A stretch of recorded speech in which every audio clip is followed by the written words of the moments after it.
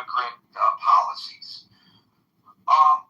Some people would say, Gary, that's not fair. It's anti-illegal immigration policies. And I guess that's an argument that can be made as well. So, two rulings, the asylum seeking at the border and the temporary protected status, which affects who the administration declares to be from rhetoric. That's a fair characterization as calling some of the nations that people come from shitholes, and he's talked about if people from these horrible nations come to the United States, and the United States will become like those horrible nations, because from his perspective, it's the people that cause the problem, not the governments or the system or the economics or the war or the politics of those countries. And in this great nation of diversity and differing opinions that we have. So with that relatively brief introduction, but still calling people in the order in which I see them, and today that order begins with Scott, followed by Marshall. Well, Gary, I mean, I don't know that I have a lot to say that's not covered in your beautiful salvo and whatnot. I think a couple things. Actually, Gary, can you come back to me because my microphone stand just broke? Oh my God! But you were working where your microphone stand broke. Why don't you go to Marshall and come back to me? All right. I'm going to screw this up. I'm going to have to teach you how to keep on keeping on. Exactly. Well, it's a little heavy. It's a little heavy. I need to do more curls. We have had people on the air reading an hour's worth of news from the screen, and suddenly the screen, everything on the screen disappears. We are segueing to the next caller. They marshal on. Marshall, back to Scott after. Hey, Gary. Temporary means temporary. He says the one where they arrived in the country before they arrived in the country is silly nonsense because it doesn't make a ton of sense. But So, I think there are two aspects to this, and I almost anticipated what you were going to say because we have discussed this in the past. So, on one hand, there are the legalities of it. It is temporary protected status. And people, you are correct, should not anticipate that if they are brought into the country under the TPS, that guarantees that they can stay here forever. There's a piece to be added to this, which you just said, which is that if we want it to be permanent, then it's the purview of Congress to act, not the purview of the executive, at least as I understand it. Okay, but to continue my question to you before you answer it. So there's that. There's a temporary status to it. But the other question is, why does it have to be temporary? In other words, if a person is in danger and you say, here, we're going to pull you out of the water, so to speak, and bring you onto the boat so that you don't drown. But it's only temporary.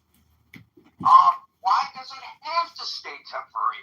Why cannot the government at its discretion allow the people to stay? Why did we allow them into the country in the first place to avoid whatever danger that surrounds them in their home countries, whether it's Syria or Asia or another country, and then the situation in those countries hasn't improved, and then say, well, now you got to go back. So, on the one hand, the law does say that it's temporary, but why can't, I think a lot of people feel they participate in the country, okay, so they're not degrading the community, they enhance the community. If that's the case, they're not a problem, but they're an enhancement to our society. Why would we logically, not understanding, of course, what the law says and the right to send them back, but why would we send them back? So two answers. One is my parliamentarian answer. I've been a parliamentarian in my local Republican group for a very long time. Those who are aware, parliamentarians are people like fourth meeting rules. We make sure that's not what the rules say. We don't like, that's just not what the rules say. The rule says temporary. If we want it to be permanent, Congress needs to make a rule. Until Congress makes a rule, it's temporary and at the discretion of the executive. And if the executive grows a wild hair out there behind, they have that right. If we want it to be permanent as a country, we need to make it permanent. We need to not take a law that was meant to be temporary and turn it into something permanent, because that's never what it was meant to be. So, temporary is temporary, right? And you can do much about that. And if we want to change the rules, we need to change the law. The law is what allows us to do that. The other piece to this is, at least I think, if I can remember it correctly, oh gosh. No, the second piece must not have been important. The first piece is the most important piece. The rules don't say that. And the discretion is not meant to do that. The discretion is meant to provide temporary injunctive relief. It's never been meant to provide permanent injunctive relief. And if we want our laws to say that, then we need to make our laws say that. Up until that point, it is temporary and it remains temporary. And it doesn't matter what we feel about these people. It doesn't matter how much I like them. Doesn't matter how much I want them to stay. All that matters is that it reads temporary. And so the executive, at their discretion, can revoke it whenever. That we cannot revoke the status. Up until then, they are subject to the whims of the executive, which is exactly why we should be making laws through Congress, not through the executive. Because if the executive's discretion, it's up to the whim of whoever is president. And we don't want things up to the whim of the executive. We want things to be predictable. Makes sense. I think that's the most pertinent answer to your question. And that's my parliamentarian hat on. The rules don't say what we want them to say, and we can't refix them to make them say that, because they don't. A plain reading of the statute means that it is only ever temporary. So yes, we did put you under the boat from drowning, but we are going to chunk you off again until we have a law that says we're not going to. Up until that point, you get to catch your breath, and then we chunk you back in. Oh, that's the other thing. My dad said this on the radio one time. If we are to allow the idea that one is in danger because of gang violence, even if it's sponsored by American Drug Demand, collapse society, a food insecurity issue, a gang issue, well, that's the majority of the third world. That's not a good enough rationale to let people into the country. It just isn't. So the second one is an opinion. The first one is a judgment based on what the rules say. I think the first one is the most important one. The rules don't say what we want them to say. As a consequence, we have to follow the rules the way they say. I'll give you an example. Minors under 1823 of the United States have a sort of, hey, you're a minor, you can't make it. So as much as I want to protect those minors, as much as those minors would never be judged, and we are a nation of rules and laws, and that means we have to follow our rules and laws, even when they're inconvenient, even to fix that problem in the first place. And if we are worried about this because of what it means for these people, then we need to be mad at Congress, not the executive. Let me try asking this another way based on your response, and then we'll move on to the next caller. If the law now, as you just described it, leaves it to the discretion of the executive whether to send people back or not, let me fix Scott's microphone here. Then why is it necessary for the executive using his discretionary power to send them back? In other words, couldn't he decide, use his discretionary power, to not send him back and still be in compliance with the law. The question is, why is it so important to send these people back into harm's way? Why? Because the law reads temporary. The law doesn't read permanent. It doesn't read, okay, we bring them in on a temporary status, and then I feel really bad for them, and then I think they're going to be killed if I send them back to their home country. That's not what the rules read. The rules read that it's temporary. And until we change the rules, we have to abide by the rules. Period. Not like, I hate to be that harsh, but that's a parliamentarian's answer to the problem. The answer in a parliamentary setting is the rules say what they say. If you don't like what the rules say, change the rules. But up to the point the rules are changed, you must abide by them. Period. It doesn't matter whether you like it or not. It doesn't matter whether you feel bad for the people. It doesn't even matter whether they'll die. All that matters is that it reads temporary, and it reads at the discretion. That's what matters. We can't take a law that was intended by Congress in its writing to only ever be meant for temporary injunctive relief and make it permanent because if we send them back, they'll die. Again, if we take people from the third world like that, we're taking most people from the third world because that's the status of the third world. It's unsafe. It's filled with gangs. It's filled with drug demand. It's filled with violence. It's filled with poverty and food insecurity. And as much as I, as a Christian, feel bad for that, the rules answer is the rules say what they say. And you can't change that no matter what you feel in your heart. Because it's not a question about what's in your heart. It's a question about what the rules say. And if we're committed, which I think you can make a serious argument that the Trump administration is not committed seriously to the rule of law, that if you argue that you are committed to the rule of law, then you have no other option but to see it as temporary. Well, that's not true. You use the term discretion. You said it's through discretion. The discretion of the executive, yes. And I suppose if you meant to, the reason it reads temporary, it's momentary. And again, an insecurity problem, or I'm not going to be alive because people don't like me problem, then we accept the majority of the third world into our country. And while I'm happy to have most of those people, because I'm sure they're great people, that's not a good enough rationale to let people in. It also would mean we'd be letting every Tom, Dick, and Harry in the entire world. And that's not acceptable either. Well, nobody's talking about letting everybody in. We're talking about the people who have been allowed. I get that. But what I'm saying is to qualify for TPS, it's not like qualifying for asylum or refugee status. Asylum and refugee status depend on political and religious persecution.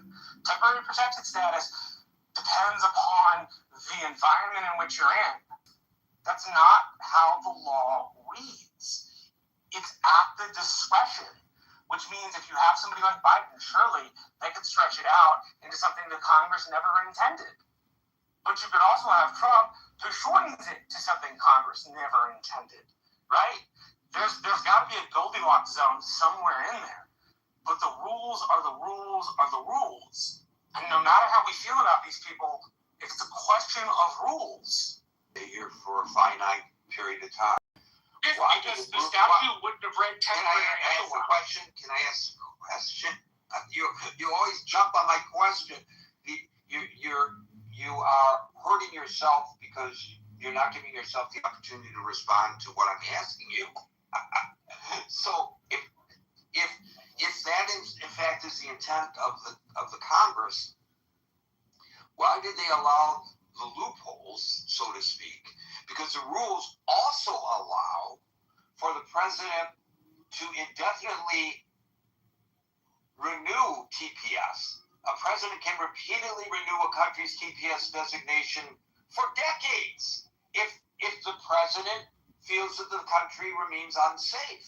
And by the way, even if the TPS is terminated, a president can use deferred enforcement departure, DED, orders, which doesn't grant a legal status, but it orders the immigration authorities to administratively delay deportations for a specific group of people. So if the rules are the rules are the rules, And the rules allow for what you acknowledge are the discretionary, it's the discretion of the executive. My initial question to you is not what does the TPS say. The question I have for you is why should they not be allowed to stay if, in fact, under the law, the president has the right to decree that they stay? Why is it so important to deport them? Because it's temporary, not permanent. Okay. If the personality of the executive is to be more forgiving, well then you get a more forgiving version of CPS. If the personality of the executive I understand that, Marshall, but again, and this happens with you and me a lot, and I don't know why.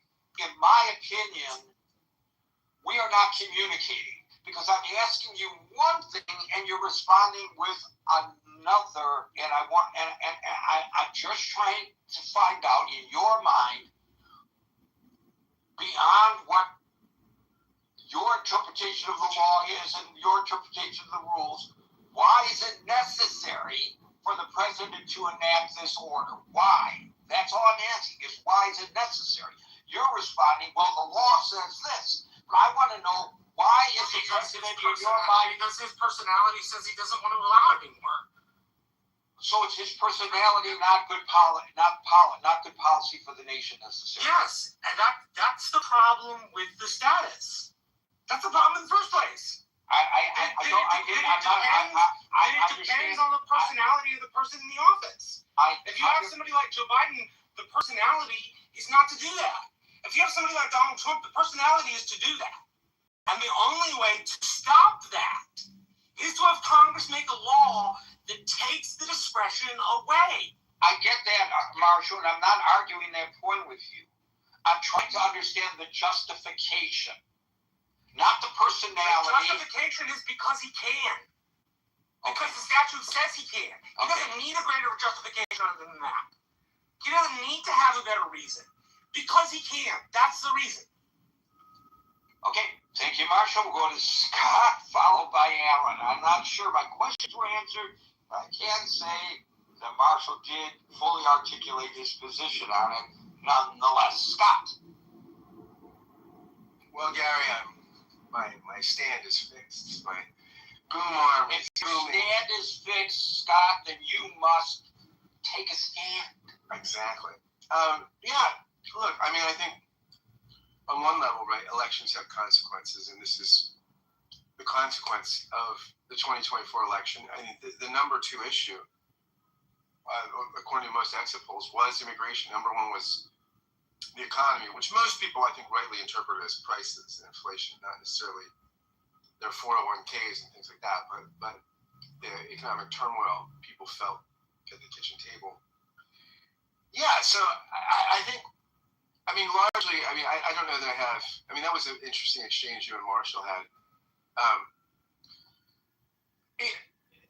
It's interesting that in the past, this idea of a rival, right, is interesting, right? I think Alito said that if someone's at your front door, they haven't entered your home, right? And so this understanding of what a rival in the country means, and you know, Trump took this idea of arriving quite literally, with the idea that if you're at a point of entry on the other side of the border, that's not arriving in. Obama and Biden, by the way, those administrations also stopped asylum seekers at ports, but not to this degree that Trump is. And they read the law with a little more flexibility, it seems. So here's a Washington Post article I just wanted to read from for a second. I'm trying to figure out who wrote this. Let me look at who wrote this. This is by this is written by Amber Phillips. This is her analysis. And Amber Phillips said that a group of migrants suing say they had a right to apply for asylum even if they were blocked by Jewish migrants escaping the Holocaust. The majority had strong arguments in terms of the plain meaning of the law, said Amanda Frost, an immigration law expert at the University of Virginia School of Law. But the dissent said, well, yeah, but look at history. Look at all the context of why we grant asylum, and those are strong arguments too. That literal reading of text versus contextual readings. And I mean, I understand my friend Marshall saying, well, this is what the law says, this is what the law says. But Gary, I appreciate your question. What are these people out now, right? Is it just slavish interpretation of law? We have discretionary application of the law all the time, right? And this is part of why we do elect people. We elect people for judgment and discretion. And I mean, I hear what Marshall's saying, let's get all judgment and discretion out, or as much as we can, by making the rule legislatively, which, on some level, look, I'm sympathetic to Marshall's study. It's not so much that, it's that if it's left to the executive, it's arbitrary. And stuff like that should be arbitrary. Yeah, well, I think on one level, I am sympathetic in that. I think one of the problems we have currently with the anemic nature of the legislative branch is that we do govern we're governed largely by courts and executive orders. And then what happens is, of course, what's the first thing now every 4 years that happens? And the first day of the term, of course, we see the president undoing all these executive orders, signing new ones and undoing executive orders, right? That's the big thing on day one of the administration, and that's probably excessive. But on some level, so what sometimes if it's left to discretion, right? I mean, on some level, that's what we elect executives for, right? Discretion and judgment. So I do wonder what's the urgency. I'm sympathetic to Gary's question. The other thing is practically at a big picture level. I mean, I know the Trump administration wants to limit immigration, legal and illegal. I mean, I think it's both forms that the administration wants to limit. What will we do economically? There's only one country in the West that has a replacement birth rate. One in the industrialized, modern world. That's Israel. And I think some of that is largely because of the amount of kids the Orthodox have. But basically, we don't have a replacement birth rate, right? And when we don't have a replacement birth rate, how are you going to get the tax base to fund retirements and Medicare and things like this? How will we be functional? So, I mean, that's the question ultimately we have to answer. How will we economically survive if we don't have enough people to make the economy function? And I think we, along with lots of Western nations, are in this problem. But once you get affluent, your birth rate goes down. So, a big picture question: if we limit immigration too severely, how will we function and pay our bills? Those are my questions. Thanks. Well, it's interesting that you started with talking about the economy was really the first and immigration the second issue that got Donald Trump elected, and you come back to the question of the economy and the birth rate.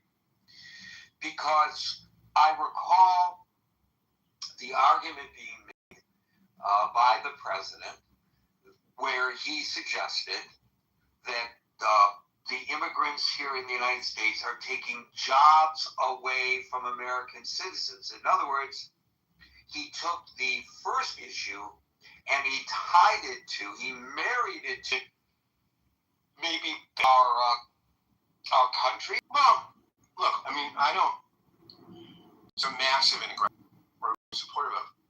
But, remember the stories we were talking about when ICE was most aggressive, where in places like in California, crops were dying on the vine, that there were problems, that the deportations didn't suddenly mean Americans were doing all these jobs, right? I mean, I think natural-born citizens. I don't think that's a one-to-one correlation, right? I think there are a lot of jobs Americans just don't want to do and are unwilling, unable to do. And so, no, I don't think what's going to happen is all of a sudden the deportations are going to create all these American jobs. I don't think that's happening at all, any more than the tariffs are creating this massive manufacturing surge in the country. It's just not happening. According to Fortune magazine, no empirical economic data and academic studies indicate mass deportations have created jobs for American workers. Instead, according to Fortune magazine, they have reduced overall employment and cost U.S. born citizens jobs. Now that sounds kind of counterintuitive. Here's what Fortune says. While the Trump administration has argued that deportation protect native-born workers by freeing up positions, major economic research reveals a different reality. A University of Colorado Boulder study found that enforcement actions actually reduced employment for male American-born workers without a college degree by 1.3% across key industries. Similarly, a Brookings Institution report calculated that ICE operations have cost the United States economy over 668,000 jobs, up to 297,000 of which were held by U.S.-born workers. Now, this sounds farcical. This sounds, as I said, counterintuitive, but that's what the studies show as reported by Fortune. And by the way, I just looked this up based on your comments. I didn't come loaded with that today, Scott, and had it revealed otherwise, I would have read that as well. Yeah, I mean, I don't know that it's completely counterintuitive, right? In that if the deportations cause an economic depressive move, right? If companies are less functional, have less revenue because they have less employees because they're less viable, and things. I mean, I can see how that costs jobs and things, right? It's a sort of meta economic trend, right? That this move of the mass deportations has a deleterious effect on the economy, right? Which when the economy slows, you do lose jobs. That doesn't. It makes some sense to me as you read. Thank you, Scott. Let's go Alan, followed by Steve. My point of view, because immigration totally changed. This is not the way it used to be. Maybe we have too many laws, so I don't know how it is, but I'll pass it on to you. Your wish came true, Gary.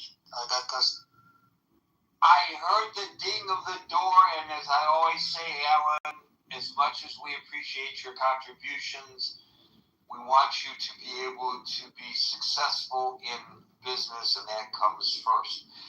Folks, as I move on to Steve and followed by William, you will note there are no other hands up. I really thought that more people would have something to say about this one, frankly. Steve, followed by William. Hey, Gary, how's it going? I am good. How are things in West Virginia? Well, they're all right. I'm recovering from surgery, so. Oh, I'm sorry to hear that. I hope you're well now.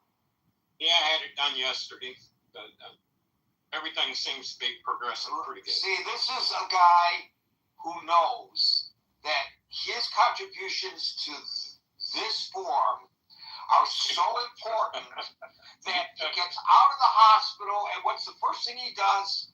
He jumps up on the stage at the Critical Thinking Forum. People can learn from Steve's example. I hope you're well. Oh, dedication. Dedication. Better dedication than death.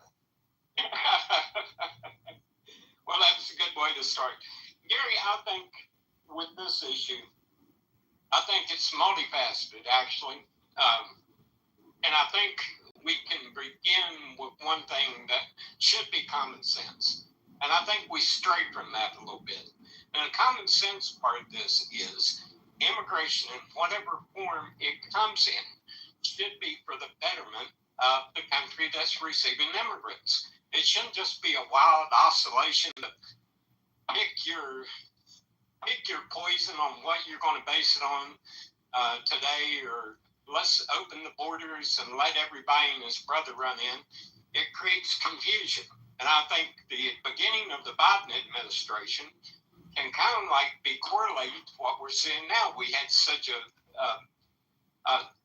uncontrolled influx of people coming in that I think the 2024 was a reaction to that. I think part of Trump's policies are a reaction to that. Now, you know, what Marshall was talking about, I think has validity. You know, you cannot import people and allow anyone from any place on the earth to just be dropped off in the United States and say, go ahead and have at it. Oh, and the town in Ohio that you said that the people was happy with, you might want to go look and see some of those people that actually live there and listen to the interviews that they give. The ones I've seen weren't so happy, Gary, about what was going on in their town. They talked about housing being shot up, the rent, they couldn't rent places. They talked about people not being able to drive correctly on American roads. The mayhem that they described was not happy, in my opinion. But that's a side issue. But, like I say, I think the first thing you have to do is get some kind of organized control. And, asylum seekers, I was just looking this up. People that present for asylum, when they finally get to court, what's the rejection rate of asylum claims? Well, that's being abused. So there's no sanity in it. And, Marshall articulated this well. There's trouble all over the world. Are we just going to import anyone that says they got trouble in their country? Look at what happened I think it was this week or last week. The British government, after years of hiding this, finally released a detailed document onto these gang rape gangs in Britain. And they're talking thousands of women abused and raped by organized gangs from immigrants that come from outside the country and thought it was just fine and dandy to go ahead and do these local girls this way. Now, obviously, you had a culture clash there of some kind. There had to be. I don't know anyone in our culture or in the British culture thinks it's okay to organize 10 or 12 guys to go out and lure girls in and gang rape them. So there's a multitude of questions that we don't ask ourselves before we delve into this. But primarily, and I honestly believe this, primarily the immigration and the control of immigration should be for the benefit of the American people and culture. You don't just let anybody walk off the street. Hey, there's Joe the drug addict. Come on in, Joe. You can hang out for a while, eat out in my kitchen, and sleep upstairs. No reasonable person would do that. There's a reason you protect your front door from things that can come in there for the benefit of your household. Well, country's no different.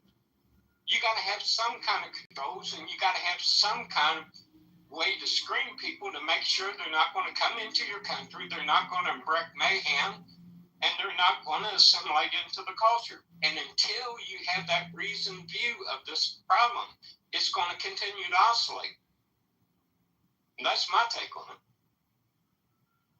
So one point that you made, I find interesting. You said that 90% of the people, or greater than 90%, who apply for asylum are denied, and that's an indication that it's an abuse of the system. Wouldn't the counter argument be that that's not an abuse of the system, but it shows that the system is working because 90% of them who were disqualified are turned away, or who lack the qualifications or don't meet the criteria are found to be disqualified? Wouldn't it be, if it had been 90% of them that were admitted, would that be could the argument be made that that's an abuse of the system, that everybody's being brought in no matter what? I think you're mixing something up there, Gary. We were here the first time, by the way. Okay, so here's what I think you're mixing up. Is that before a person even gets to that point where their case is adjudicated, a lot of times it takes years, sometimes a full decade to get to that court because of the system being overwhelmed. And couple that with the fact that when they do get a court ruling that says their constitutional rights to adjudicate, even though they've had a court ruling. So not only does it take time to get there, where they assimilate into the country, and it takes, if they don't show up in court, you got to run all over the place trying to track these people down. But then when they are adjudicated this criterion, they didn't. So it's time to leave. And that's the problem. We can't agree on even the basic, simple application of law. If someone's not supposed to be here, leave. If they've been given a day in court, leave. Don't go out there and fight for someone to break your laws and say it's okay just because you don't like it. Like Marshall said, if you don't like the law, rewrite the law. But if the law's there and it needs to be enforced, enforce it. But at the heart of this, that no one seems to ever talk about, and I don't understand why, because you can see the deleterious effects in Ireland, in Britain. You can see these no-go zones in France. Germany's having problems. Not everything assimilates good and is beneficial for our country. So you need to be cognizant about what you are doing. Immigration should enhance a country. It shouldn't degrade it. And I'll leave it there. Well, you brought up Europe twice now. Why do you reckon it's so much more a problem in Europe as compared to the United States? And if it's not as big a problem in the United States, why are we so worried about it? Well, I think Europe, what you have in Europe is smaller countries with smaller populations, and you have a more open border policy that's flooded probably more of the country than is proportional to us. That doesn't mean that if you drink 10 ounces of strychnine, it's bad and it won't do something to you versus drinking 1 ounce. No, strichnine's bad for you. Don't drink it. So if you have a policy that is detrimental, don't do it. It's like taking poison. Yeah, 10 ounces probably going to kill you, but ounce might put you in the hospital. But why in the world do you want to go to the hospital because you're deluded and delusional? That's all I can say. Thank you, Steve. We'll go to William, followed by Just. Hey, everybody. My preliminary look at this opinion, and I didn't read the opinion in great detail, but this is more about, it's not about the merits of immigration, and I think the justices are less concerned about immigration law and who gets to come and who gets to leave. They're more concerned about the expansion of executive power. And the justices have the power to expand executive power and, for the time being, contract the power of the lower courts to make decisions contrary to whatever the president decrees. And that will stand until the Supreme Court gets around to deciding that they want to expand judicial power, and they'll do so when they want, because the court, they're in there for life, and the majority can do what it wants. So we have to rely upon the legislature, and there are no other ways to deal with what the Supreme Court decides, because rules are the rules. So there are other remedies, and one other remedy that is provided within the Constitution, if the Supreme Court just is no longer concerned, if the people feel that the Supreme Court is no longer really concerned about justice in cases, and they're more concerned about manipulation of executive power or judicial power, the people have the power to impeach the Supreme Court justices themselves. And that's within the Constitution. That's within the rules. Has that ever happened in U.S. history? Yeah, well, there have been Supreme Court justices, and I haven't prepared a historical treatise, but there have been Supreme Court justices. There was one either pre-bellum or post-bellum. They used Premenstrual or post-menstrual, I don't care. It doesn't matter. No. I just mean there's one for your example. That's all I'm talking. I don't have it. I didn't come with a treatise prepared to argue the history of Supreme Court impeachments. You probably know that there have been Supreme Court impeachments in the past, and there's also been Supreme Court justices who have resigned based upon the threat of impeachment in the past. But one of the things that you were arguing was there's no remedy except to wait for a spineless Congress to go ahead and pass laws to fix immigration or fix this or fix that. And maybe if it seems like the Supreme Court is abusing its power or no longer really concerned with administration of justice, maybe there is the one remedy rather than wait for the legislative branch to do anything. But if they're not going to do it, then why get did around they to impeach the Supreme Court from not legislating from the bench? well, that's what they're doing. That's what they're doing now. All they said was that the president had the discretion, and it was up to Congress to make the rule. And you said, and you were arguing, I think that the president lacked the discretion and the courts lacked the discretion, and in fact, the court has the discretion to go. The president had the discretion, and the problem in the first place was that it was arbitrary. Yes, and the court itself is. Who was in office? And I'm saying the court itself is arbitrary, and they can rule to say, no, the court has the discretion to rule that temporary protected status was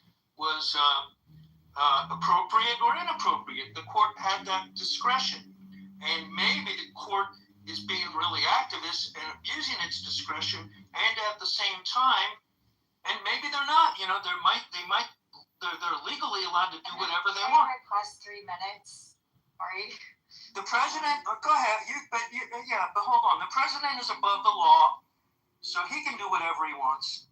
And anything within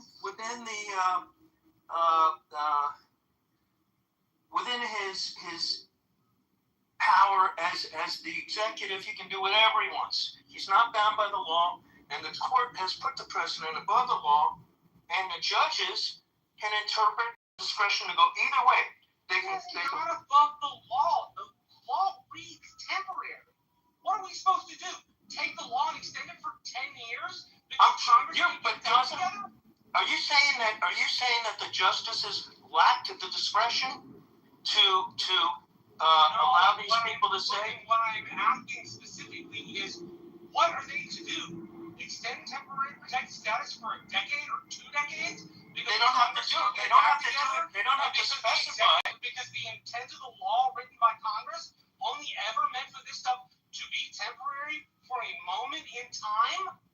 They have the discretion. They don't have to specify. For a moment in time. They didn't mean for it to stretch out decade after decade after decade. Thank you, Justice Marshall. But the justices had the discretion to pass on this case or to take this case. The justices had the discretion to allow people to stay rather than get thrown back into adverse conditions where they're likely to be tortured or killed or whatever. The adverse conditions of these people, we would be letting in everybody from every part of the third world because that would be their excuse. Well, no. No, there's a case. It's a gang issue. It's a drug issue. It's a corruption issue. They would come up with any number of reasons why temporary protected status should apply for decades on end. But that's not what was in front of the court, was it? Wasn't there? Didn't the court have the discretion? Didn't the court have the discretion? The discretion to take the case, not the case, to allow it to stand or not allow it to stand for this case in controversy, these particular litigants that were before the court. Yeah, sure, the court had the discretion to do that. They didn't have to make a blanket rule to say, no, the president now has expanded executive power, and the executive powers are now expanded at the expense of both the judiciary, the lower courts, and the expense of the legislature. Precisely. And it's also... Victoria, I don't believe it's your turn on the stage. Why do you always do this? You know the rule. It's not like you're new to the room. Okay. Please do not interrupt. Okay. Thank you. William, continue. I mean, the court had discretion. They don't have to. They had discretion to make an expansive rule, or as often is the case, they can make a very tailored decision to an individual case so as not to disrupt the rules about temporary protected status. They didn't have to go this way, but they chose to do so.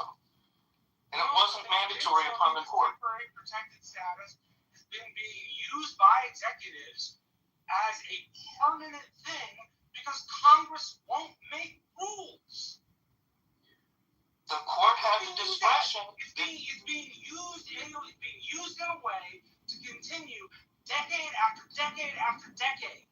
When it was All right, so you're arguing Congress when they made the law to begin with. So then you're arguing that this court should be an activist court. You're arguing in favor of an activist court to legislate from the bench in place of Congress and not to just let the temporary protected status stay. Is there a time limit? Victoria, stop. No, there isn't. She knows how the room is run. Let me just ask this question.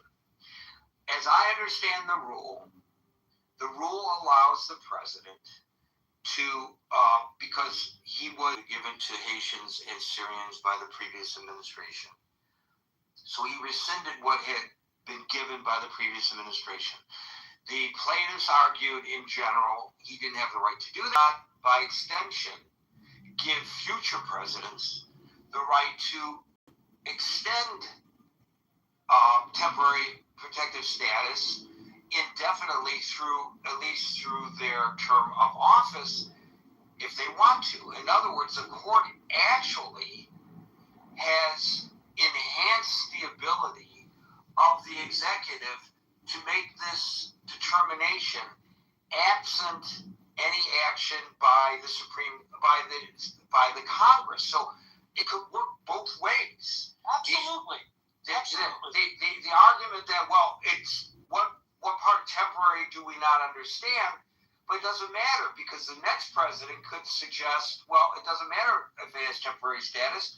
The court ruled in this case where Trump was the defendant that the president has a discretionary right to make these decisions. Now, I may be interpreting this wrong. That was the point I was trying to make, that what this case is really about is the expansion of executive power until the court says otherwise. Right, and so I understand, Marshall, your argument, but doesn't this potentially work against your argument when the next president takes office and says, let's open things up again and bring more people in and let them stay beyond the prescribed amount of time that the TPS allows? We'll extend it and extend it and extend it, and they could stay as if it was a permanent protective status. It gives the president that authority, I think, if I understand it right. And if you have multiple... So I'm going to rely on William's interpretation here. I understood the legal points I made up to the point I made. I don't understand. To be frank, I don't understand past that point. I understood what I said, or I wouldn't have said it. So if William is your interpretation that this gives the executive discretion to go either way, yes, and it expands. William's interpretation. No, and Marshall, I don't disagree with your saying if this was strictly about the merits of immigration or non-immigration, this case could go either way. And they do have discretion to go either way. But I think that the underlying issue in this case, the one that's going to have greater consequence for a longer period of time, is the expansion of executive power, the expansion of the unitary executive. And if that is what we go with as a country, then if you have a Democratic president or some other species of party president, and the parties morph and change, you can have expanded executive power that goes on for a long time, that goes contrary to what the legislature says or contrary to what the court says. If they say, no, the court is restricted in their own power to do things. Thank you, William. Yeah, I think that helps clear things up because a precedent has been set is what I am basically suggesting here. Before I get to Dr. He, sidebar interaction that just occurred a few moments ago. We speak one at a time, speak with the exception of myself or moderators such as Marshall. We are allowed to jump in, but other folks are not allowed to jump in, and that's just the way we roll. Who has a propensity to interrupt no matter what the discussion. Doctor, followed by David. Hello, Gary. Nice to hear your voice. No, it's nicer to hear yours. Yes, and Europe is going through really very hot. Most of the countries. Please correct me if I'm wrong. With respect to my understanding, the law and courts. Incidentally, my brother would be in a week or two. He will be one of the High Court justices in India. So through him, I have learned a few things. One is the courts are the places where you can go and then get the conflicts clarified, or conflicts to be sort of somehow resolved. So the courts are supposed to interpret the law, and based on the interpretation of the law, they have to decide on the government's action, the individuals, whatever that is that comes to them. And at some point, you have to accept what courts say, because you go to, at least in Indian context, you go to High Court, and then you go to Supreme Court single judge, Supreme Court 3-judge bench, 5-judge, and then in most of the very highly contentious constitutional cases, it goes to 13-judge bench. After that, you cannot do much, unless otherwise all the politicians, they decide, and then they enact an amendment to the law, or they change the law. So now the court, with respect to this issue, has every right to interpret within their wisdom. So you can always not enough, but that's what you can. You have the right to say that, and that's it. You cannot criticize an individually and any judge in that sense. At least most of the places in the world. So this is one part that I wanted to share. The second part is about the immigration itself. I heard a good amount of heated interactions and other things. So I am seeing what is happening in Europe, and in some cases it is really scary because they apply the immigration opportunities, they use the immigration opportunities left and right without really taking care of what if cases. So what if cases is that, yes, immigration helps, but if it is controlled. Anything in this world, according to me, if things work within a proper boundaries, then things will work well. But when you don't, going to happen if you don't have control. So this is where I support the Supreme Court and Trump's rules, or whatever that he is trying to implement. And this is what you can expect when something is pulled in one direction. It is the nature of the society, nature of the humankind to pull in the other direction, almost with equal force, or maybe even with higher force. And this turning is it keeps on happening. This turning happens almost all the time in every part of the world. Second thing that I wanted to say is that yes, you admitted some people because, for example, in the case of Syria, there was a lot of unrest. You wanted to be helpful, humane, so you admitted. But that cannot be perpetual. If US doesn't want them, US has every right to push them back. And if a president takes that path, I think it is definitely not wrong. It is simply put, if you have a guest, if you want to help somebody, you bring him in your house, but after some time he has to leave. He has to stand on his own. And fine, till the rain is there, fine. You may, if it is storm, 3 days, 4 days, keep him in your house, I agree, but afterwards, I don't think you are obliged to do it. And about the law, enactment of the law, and as well as the amendments to law and things like that, what I have seen in most of the cases, usually during normal periods, both the parties, they know, or more than one party, if it is in many countries in the world, apart from US. So what normally they do is that they always have the fear that, okay, if I do something which is really pushing the boundaries, then when the other parties come into picture, when they get the power, they will pull it on the other side. So what they normally do is, politicians, they are highly intelligent according to me.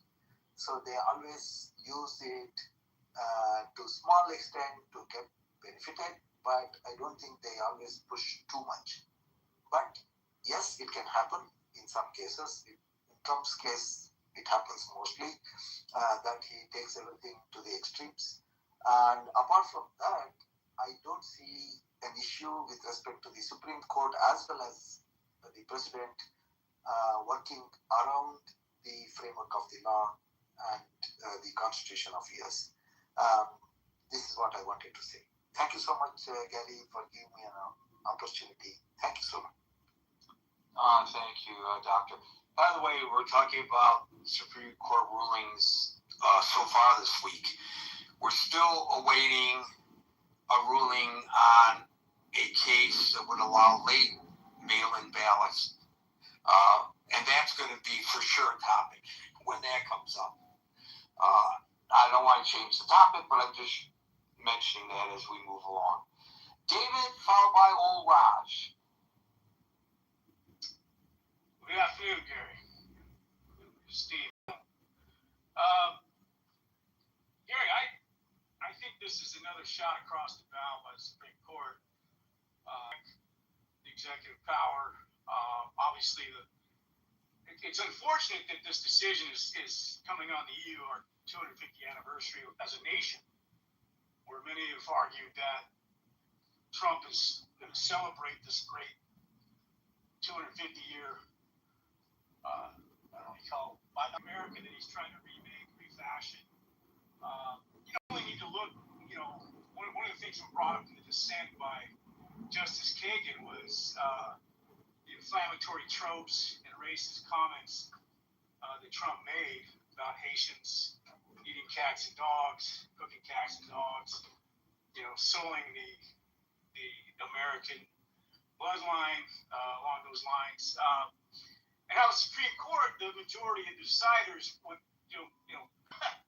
definitely ignored this language as a backdrop to not otherwise color their decision as being seen for what it is to, normalize an attempt to, kick out people that, aren't along the lines of the South Africans that were admitted and allowed and brought in very gracefully and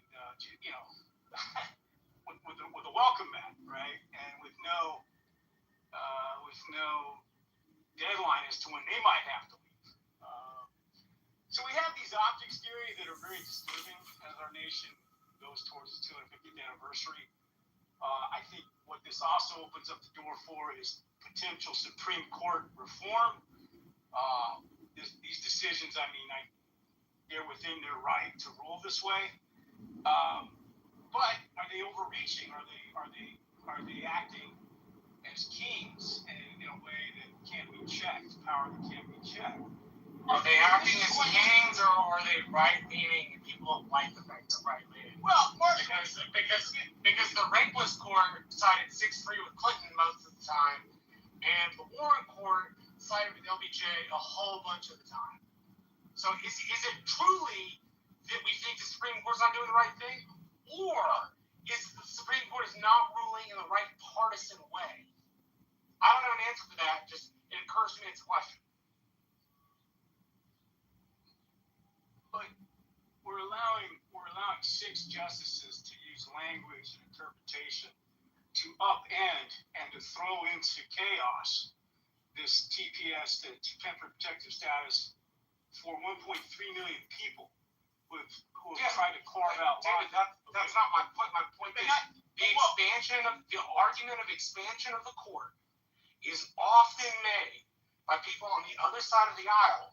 So it begs the question, is that suggestion made because people truly care about justice and they truly care about the court being fair? Or is it being made because the court is deciding things the left-hand side of the aisle doesn't like? Noting that in the Warren Court, they sided with Carter and they sided with LBJ the vast majority of the time. Also noting the Rehnquist Court sided with Clinton the vast majority of the time. Noting that the justices have done that in the previous two iterations of the court. Because I am old enough to recall during the Clinton administration the complaints, and I can recollect some of the complaints during the Warren Court as well, that the court had been politicized, and there were a lot of complaints about that they were voting or deciding along partisan political lines or ideological lines. But back then, the complaints were coming from the conservatives, and the liberals were quiet. Now, the complaints are coming from the liberals, and the conservatives are quiet. So I think there is at least a perception that presidents tend to appoint justices who are going to rule generally favorably to their political ideology, and that their voting record will transcend their time in the Oval Office. Whether that perception is a reality or not is another story, but I think that perception is there. Would you agree, David? Yeah, the perception is there, but it's the import and it's the optics of what these guys are deciding in a way that is reflective and emblematic of the racial animus in this country. Where you mentioned the Warren Court. The Warren Court was tasked with remedying 200 years of white supremacy in the case of... So it's okay for the Warren Court to be political because they decided in a way that was beneficial to civil rights? I'm saying, Marshall, when you have No. Hold on. Wrestle with that. It was okay for the Warren Court to be partisan because they decided the right thing on civil rights. I'm saying the Warren Court had to remedy, and they did that with a 9-0 decision. Not my question. My question is it viewed that the Warren Court's politicization was legitimate because they fixed problems that were clear in the country? That doesn't erase the politicization of the court. It simply makes it okay because the court decided something we needed them to decide. But hey, free YMCA! It wasn't political, Marshall. It was legal. It was the right thing to do. I would beg to differ. If my grandmother and my grandfather and my great uncle were still alive, they would have a lot to tell you about how the Warren Court was political, which is exactly my point. This always comes across as it's okay when the court is liberal. It's okay when the court decides things in favor of the party that is on the opposite side of the Republicans. But the moment the court decides things on the right-hand side of the aisle, the moment the court decides to be more conservative, all of a sudden it's illegitimate. That seems to me to be a political issue, not an issue of justice. I would challenge. Excuse me a second, David. I'll let you get on with your point. Marsha, I would challenge your perception. Yeah, where did I get it wrong? Okay, I would challenge your perception that it's only complained about when it's a conservative court. As I just mentioned, when it was a liberal court, there was a lot of screaming and hollering by the conservatives. Yes, sir. Right. So, yes, sir. So I just don't want to leave the audience with the impression that the only time people complain about it is when it's a Oh no, conservative not party. at all. It's definitely been on both sides of the aisle. In the same way that the Electoral College is supported by the Republicans today and denigrated by the Democrats today, but was denigrated by the Republicans in the 1970s and supported by the Democrats at that point. Through your objections. And David, please, if I'm misrepresenting this, please correct me. But my understanding is what David is suggesting is that what's happening now transcends simple political ideology, because a previous court corrected wrongs in our society, but those wrongs that were corrected are now, in other words, the rights that were given to people, which they should have had anyway. I think David's argument is that they're starting to be eroded by a pattern that was set by. No, you got it right. And it's not just court decisions. It's the 14th Amendment of the Constitution, which was obviously enacted to remedy the way race was used in this country to decide who was a citizen and not a citizen. So here we are having a Supreme right before basically say, hey, look, man, we're going to give you the right to just decide if you don't like these people, and you can remedy it with your policy of sending them back or upending their rights to be here. But if they look this way, in the case of the South African refugees that I mentioned, there was no resistance to any of that. And so was it about race? Because they're both. It's actually an encouragement for white South African farmers to file for TPS. Yeah, absolutely. So it's not about this argument that we don't want people coming here and fleeing their problems per se. It's about what these people look like, in my humble opinion. And we're trying to. Just take the ICE policy. Take every policy that's been enacted. Take the dismantling and the gutting of DEI, affirmative action, the way Hegseth has gone in and he's redlined his own promotions and taken down, long-standing, committed generals and colonels and whatnot, and he's taking those folks out, and he's claiming that they got there because their race got them there, not because they were qualified.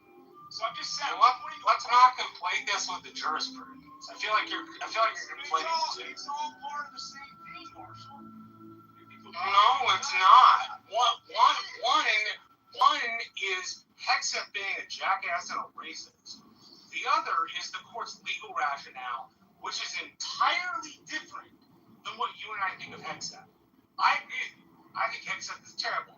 I think Hegseth shouldn't be in office. I think what he's doing to the military is wrong. It smacks to me of Woodrow Wilson resegregating the federal service. But is that what the jurisprudence actually says? Because if it's not, then that's not the point of the case. The point of the case is what the jurisprudence says. I think, if what you mean is, and this is, I think, the strongest point on your side, if TPS was meant to throw out Russians and the Syrians, but not the white South Africans, then there's obviously a legal issue. And that I agree with 100%. That the Syrian or Haitian TPS was condemned is absolutely wrong and is a legal issue. As a matter of what the court says, we have to deal with what they say, not what we wish them to say, I think. So, it's actually beyond not condemning, it's encouraging. Remember, this administration has a policy of discouraging Haitians from being in the United States, and a policy. I couldn't think of the right word. Yeah, and the policy of encouraging white South Africans from coming to the United States. And I think this is probably the genesis of David's discomfort. Well, it's that, and it's obviously,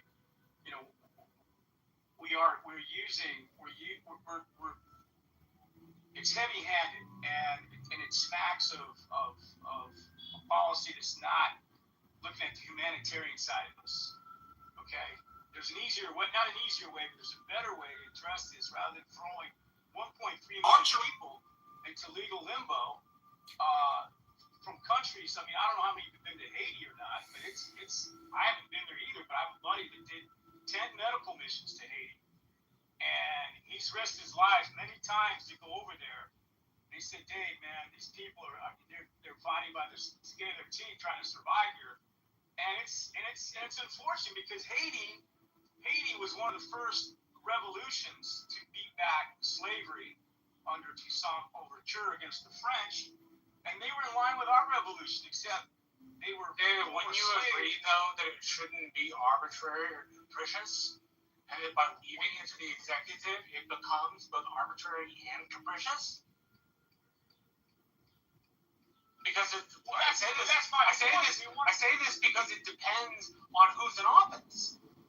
Right, when Trump's in office, Trump's a hard ass. He's not gonna let these people stay, even though you and I both believe they should.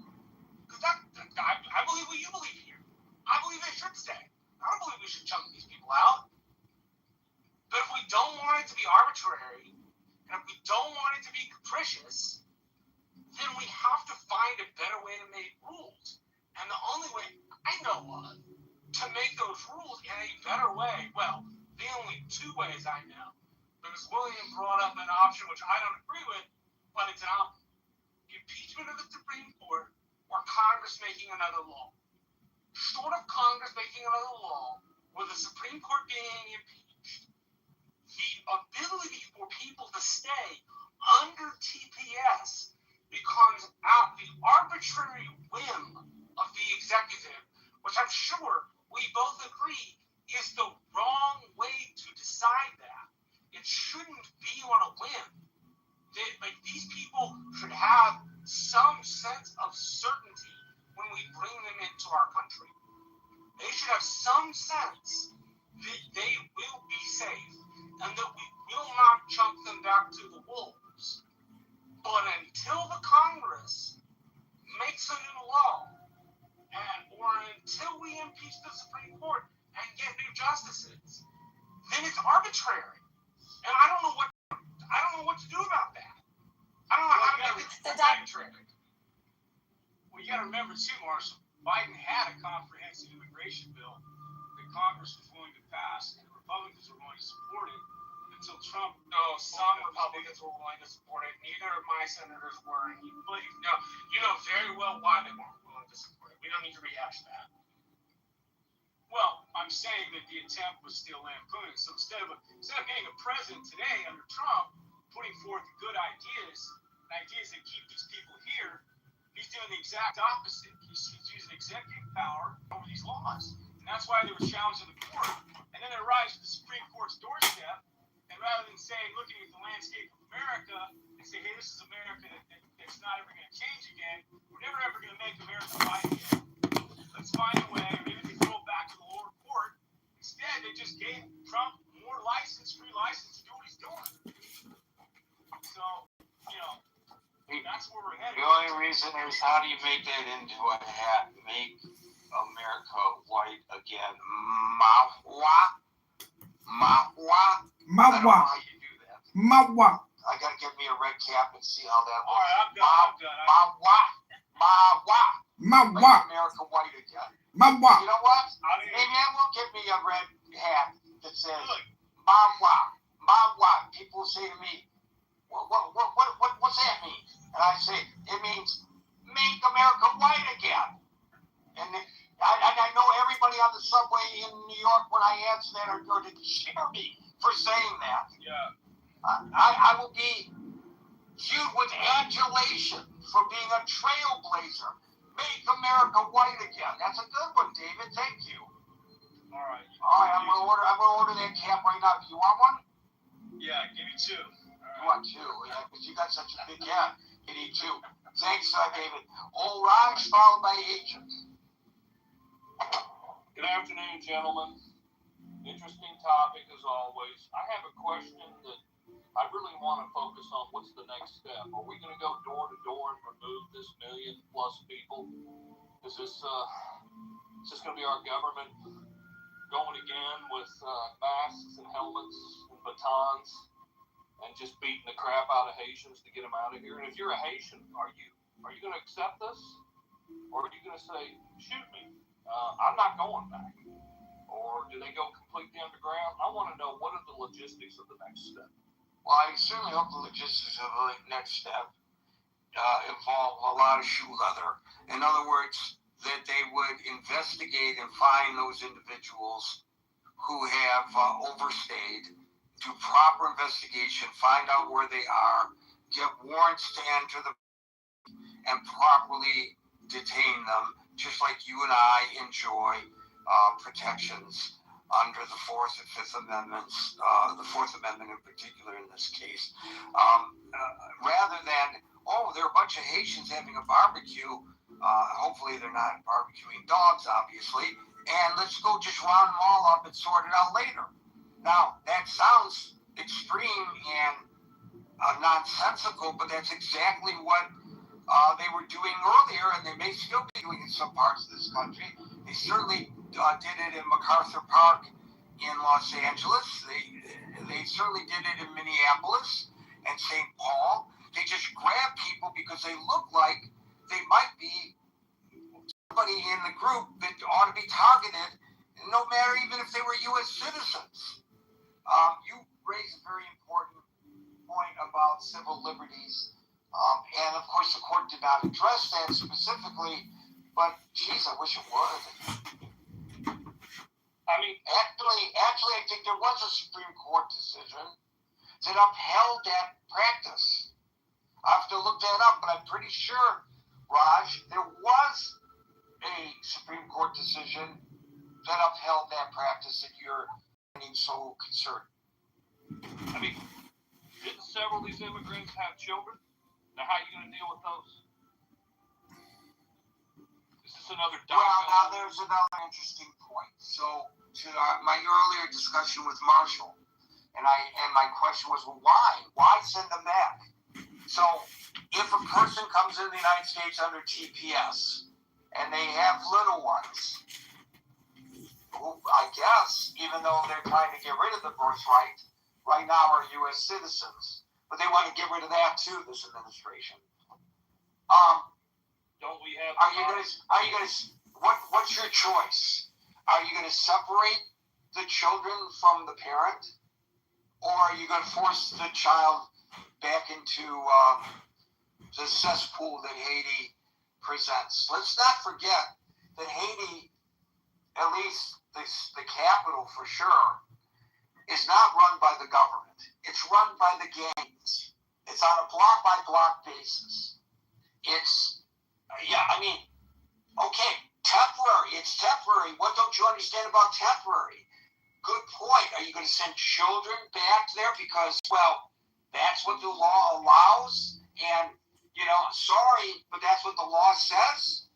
That's a really good question, Raj. This is where I wish that asylee and refugee status made an allowance for drug violence sponsored by American drug demand.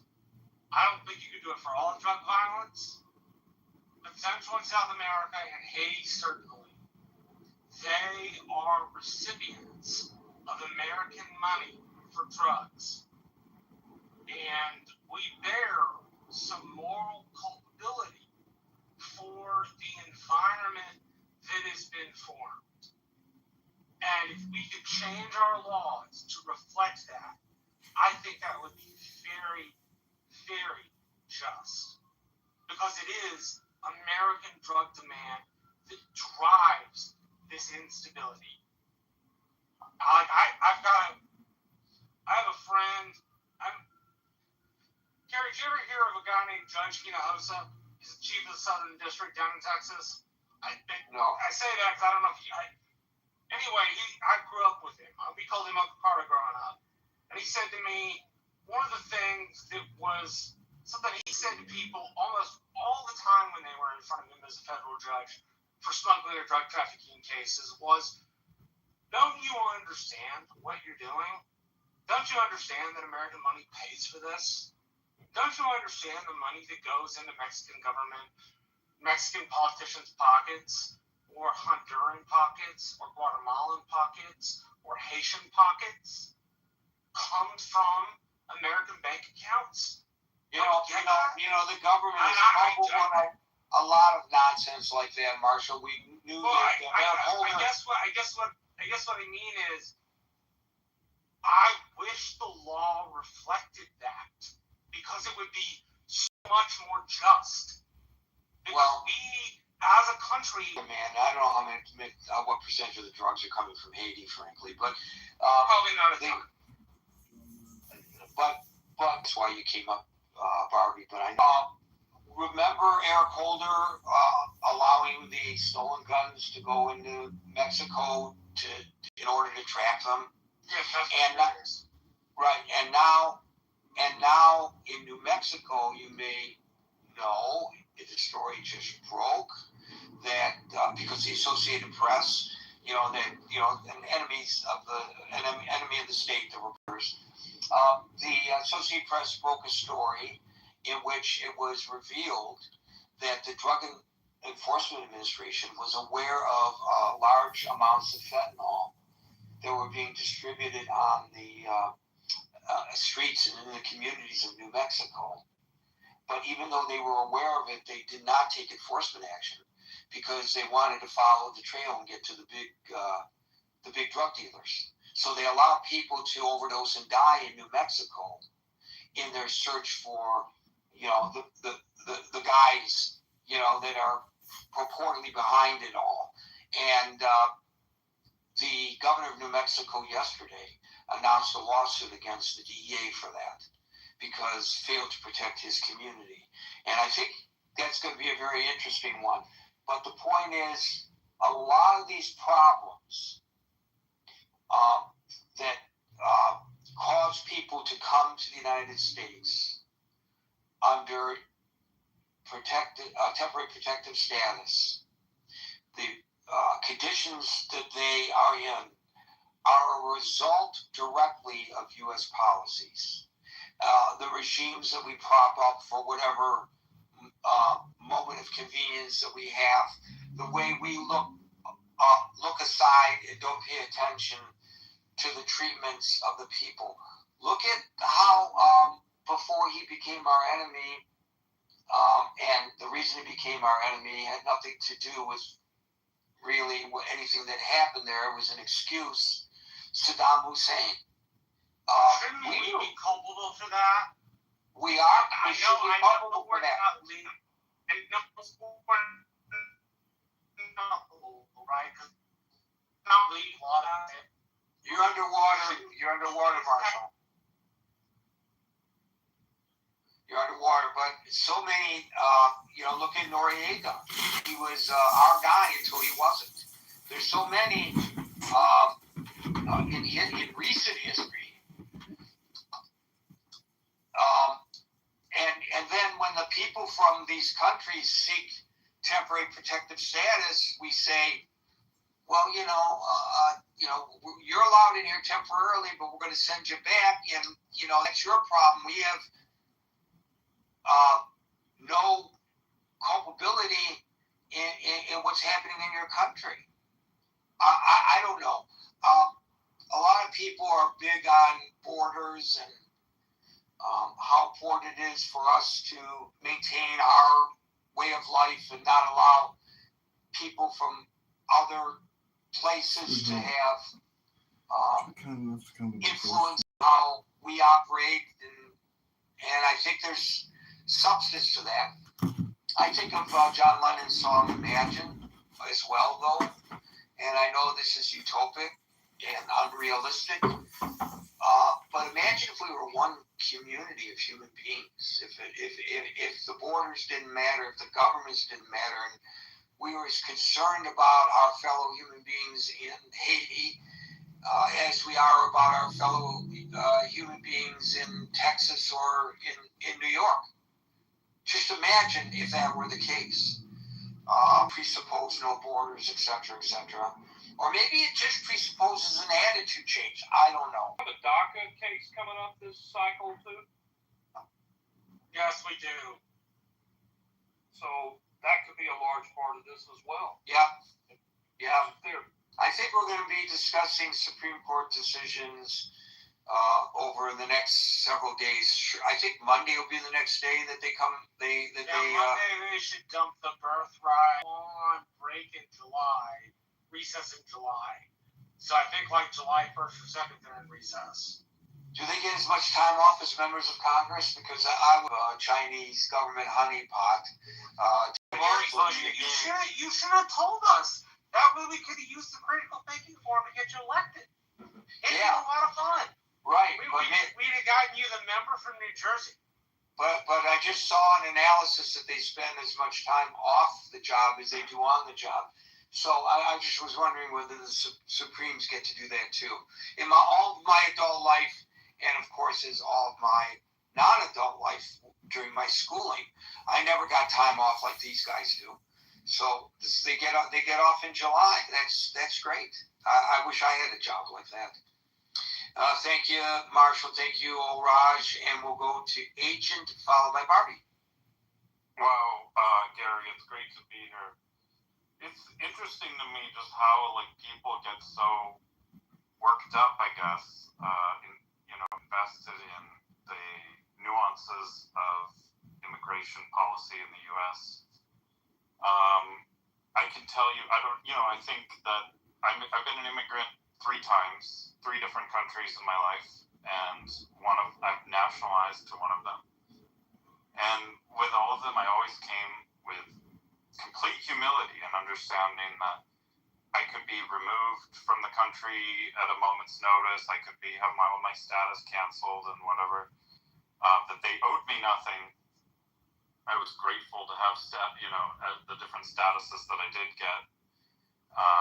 I'm just very grateful for that, and tried to be as, I guess, valuable and useful and attractive to the society as I possibly could.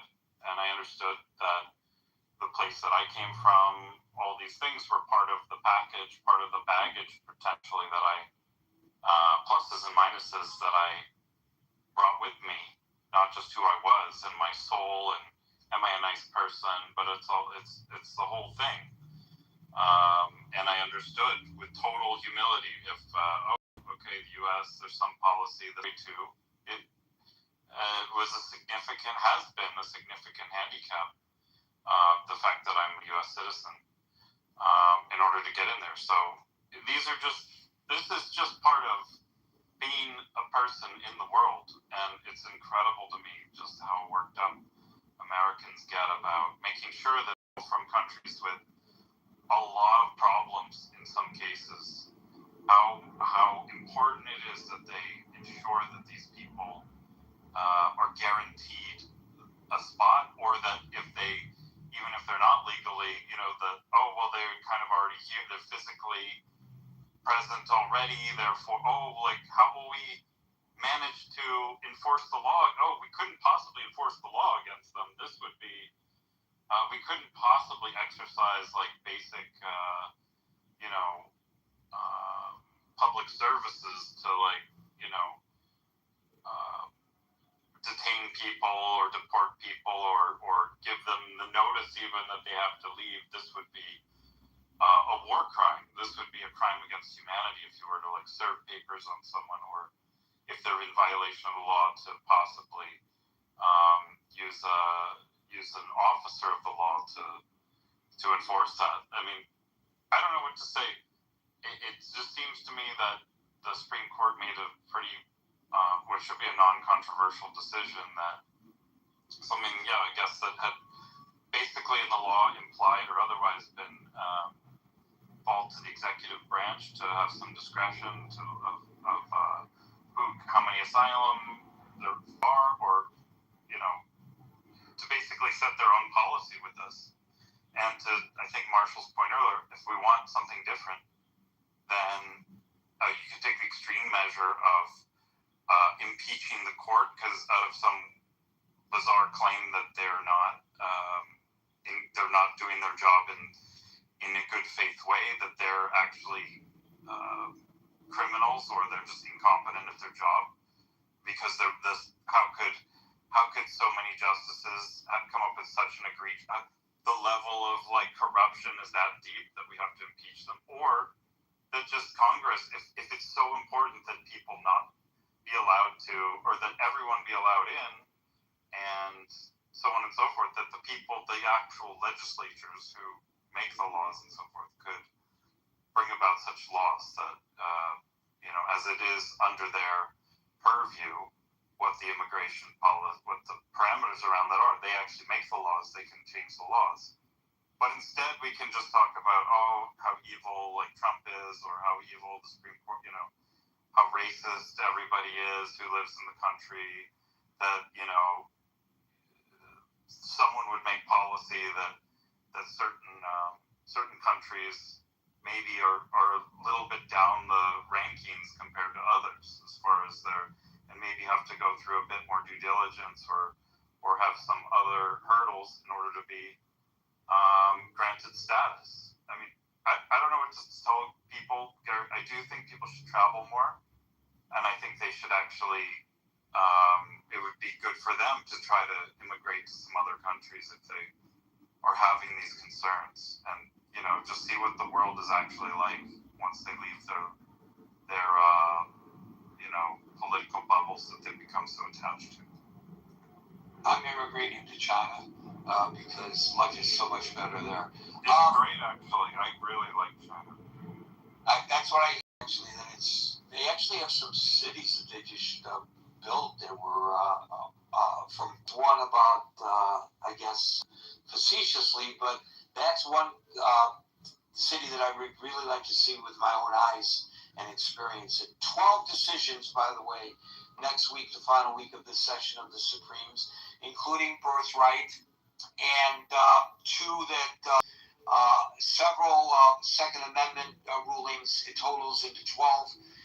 It should be a very interesting week, and it'll allow us to interject topics that do not begin with Trump today said on Truth Social. Gary, one of the privileges you have as a U.S. passport holder, you're eligible multi-entry. You could go 60 days at a time, just come and go as much as you want. And that is you because you're an American citizen. It's not like a guaranteed right. You have to privilege with China. So you should look into it. Yeah, it just means that I have to be doing the critical thinking forum in the middle of the night there. Thank you, Agent. We'll go to Barbie, followed by Denise. Hi. Hi. I missed the very first part of the discussion. Yeah, it was all about you, and you missed it. But Of course. And actually, something Marshall said that made me want to contribute, but I will get to that in a second, because I know the minute I bring it up, we're going to start going down. I'll start arguing with Marshall or something. No, actually, I really want to know what he thinks about something. But I just want to say I've been to probably close to 40 countries. Actually had the multiple entry visa to China, and nevertheless, I think that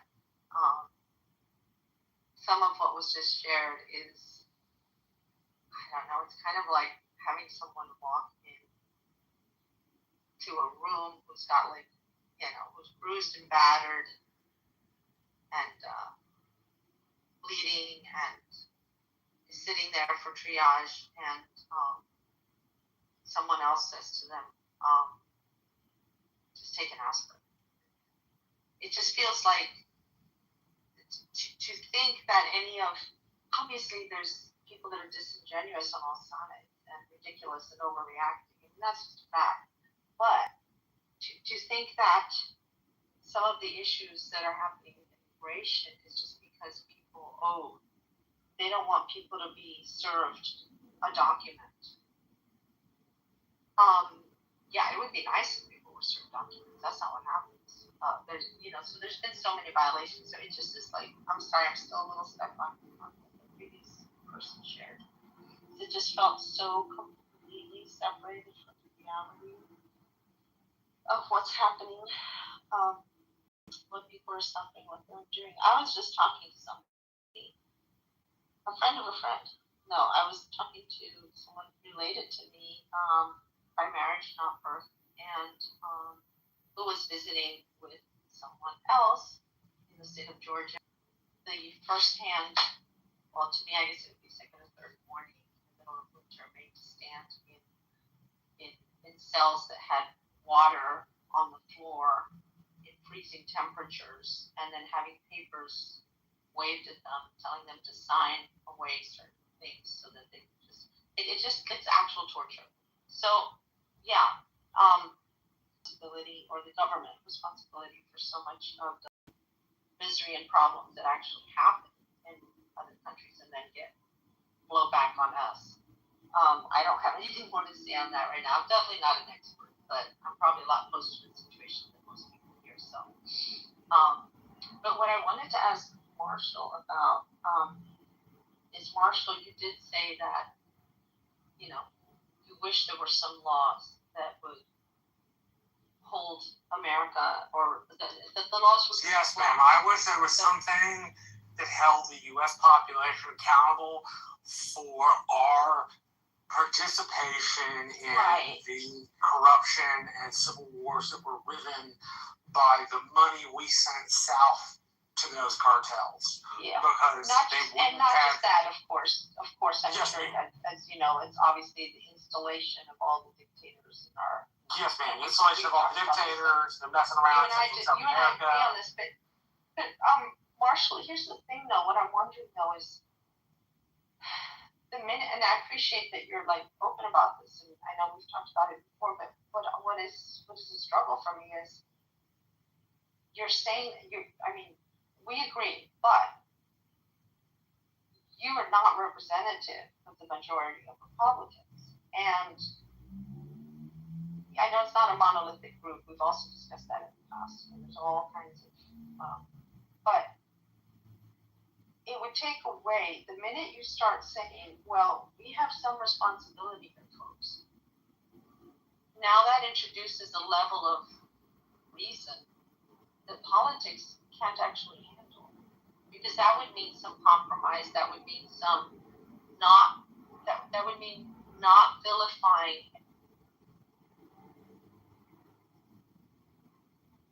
So I'm really curious, do you have any thoughts on what that would look like practically? Like, let's say, Ted Cruz is going to introduce some kind of bill. What would it look like in practicality? Or is that just a dream?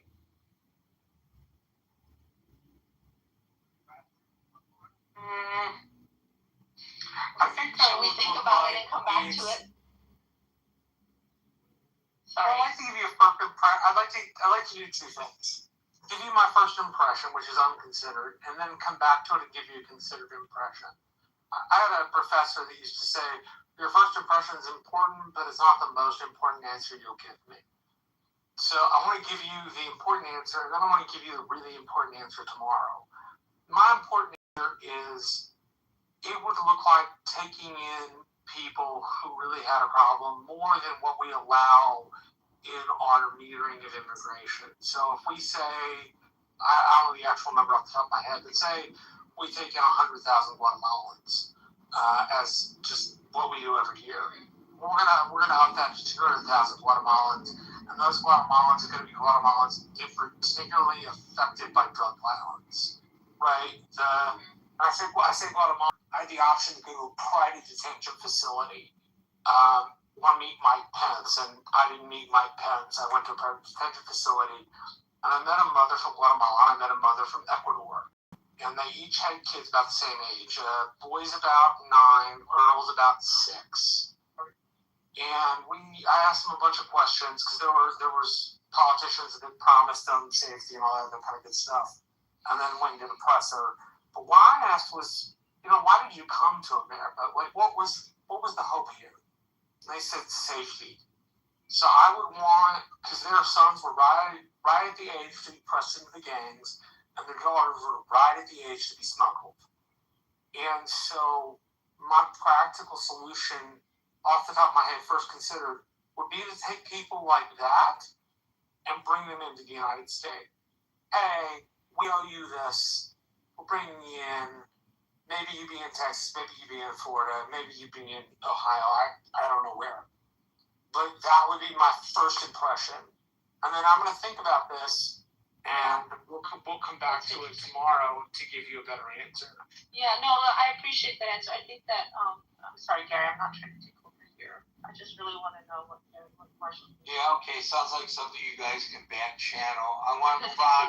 I want to move on to Denise because we only have 2 minutes. I want to give her an opportunity. Denise, you got 2 minutes. I apologize for the time constraint. It's all yours. I'm Kirk. I saw this ruling and I didn't even blink. It didn't even shake me. I'm sad to say that because I think the depths and the limitless bottom of racism that we are seeing depicted by this administration, I can't even be surprised anymore. In the same year that you let in white South Africans who are fleeing nothing, who are fleeing absolutely nothing, you end status for a group of people that by any measure should qualify. By any measure. This isn't a tourist trying to choose a different place to live. These are people that are fleeing the most incredible conditions. And as a Black person, I'm wondering how they're going to enforce this. I think somebody asked that question earlier.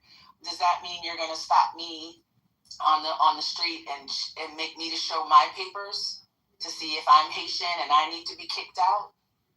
What does this actually look like? And I think that it's really important to note that it isn't like, hey, we're going to end this and you have a year and a half to save money, to figure out what you're going to do, to make another plan. It's just no.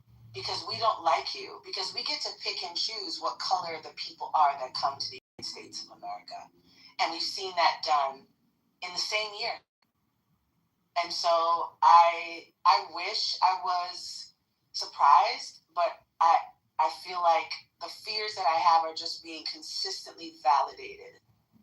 And I often I've wondered all my life, how did slavery happen? How did they convince nice people? I think people are inherently nice. How did they get people to put people in different classes based on the color of their skin? How ridiculous. How did we get here? And I feel like I'm seeing it play out, with every decision, with every policy move. This is how we got there. So, I'm glad you're talking about this, and I wish I could even cry, because it makes me sad enough that I want to cry.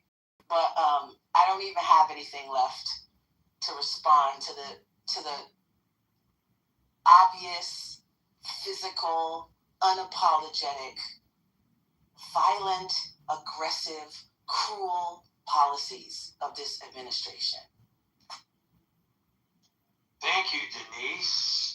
Nice way to anchor our discussion today. Appreciate you sharing your very personal thoughts about this. Folks, we're here Monday through Friday from 5 o'clock New York time. So until 5 o'clock New York time tomorrow for the next edition of the Critical Thinking Forum. Everybody be safe, be well, and peace out.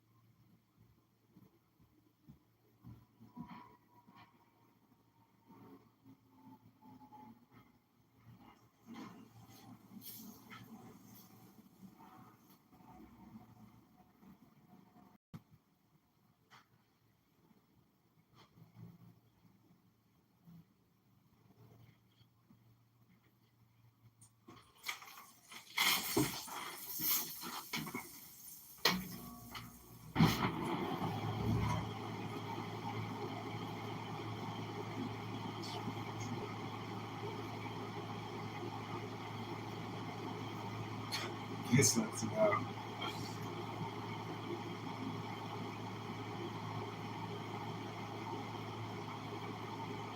G, he's not gonna say Cynthia G's name on his channel. Cynthia G! DQ, he won't say her name on that channel. There's some other black women who fit that space. Basically, he's not going to say their names on the channel. He might talk about some of the things that they talk about, and if you are chronically online, you'll know who he's talking about. But if not, you're gonna have to search. But outside of that, he's a group as an entity, but he will not talk about specific black women and what they say after that whole pathology mess. It's just too many aggressive white people over there. Like his, because he's talked about his demographics multiple times and how it skews. And how it skews. Wait, when you say over there, Kimberly Foster, you mean like YouTube or something like that? On his channel. The people who make up the core of his fan base. They're white people who hate Democrats and who pretend to be leftists from the internet. That is a large ass. Yep. The virtue signaling motherfuckers. That's the thing about those people. They're paying. They are paying. That's the thing. But their money is good. I'm sorry, I know.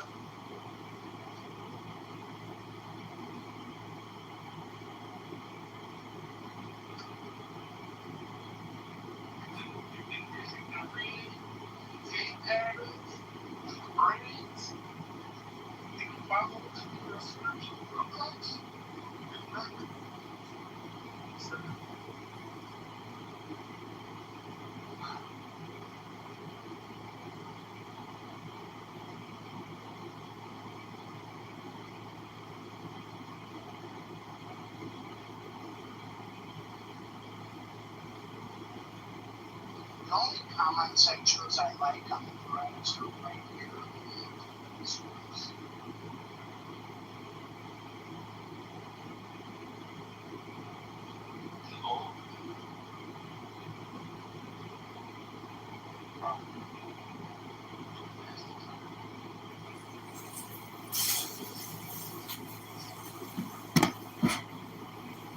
What's going on most?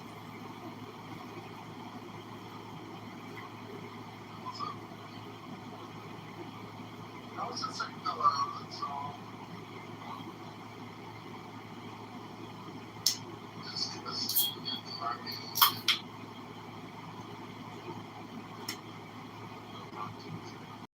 Tom, please. I'm charging myself right now.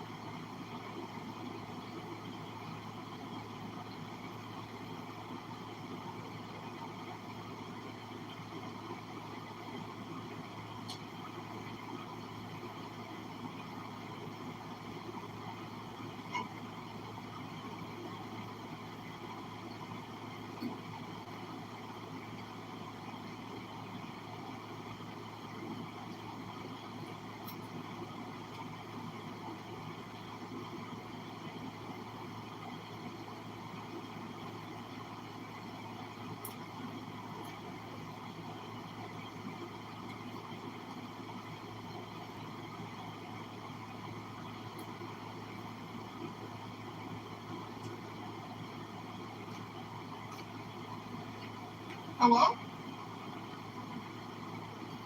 Hey, Brandon, you there?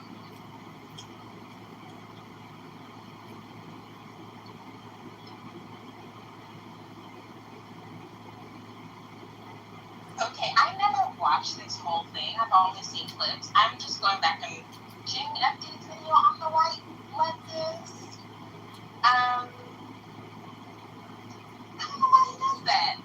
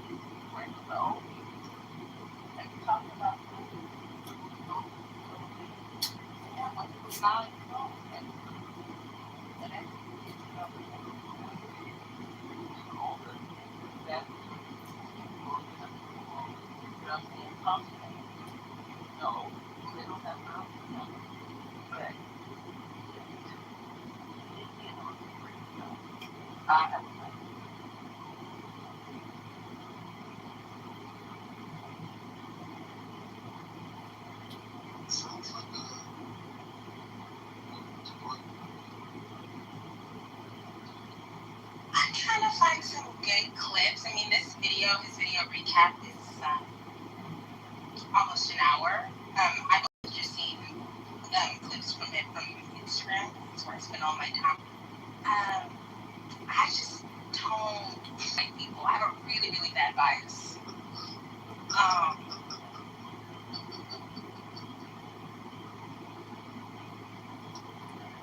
Two other examples of that, just so I can Yeah. that's okay.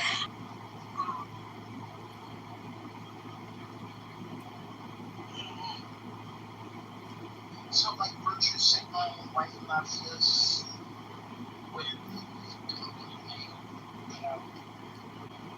original takes. Like, the downwardly mobile, right? I'm so sorry. It is such, the virtue signaling downwardly mobile.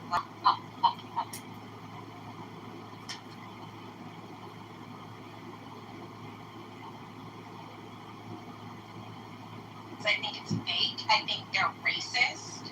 I think that they would rather be in political coalition with poor, trashy whites than old black people.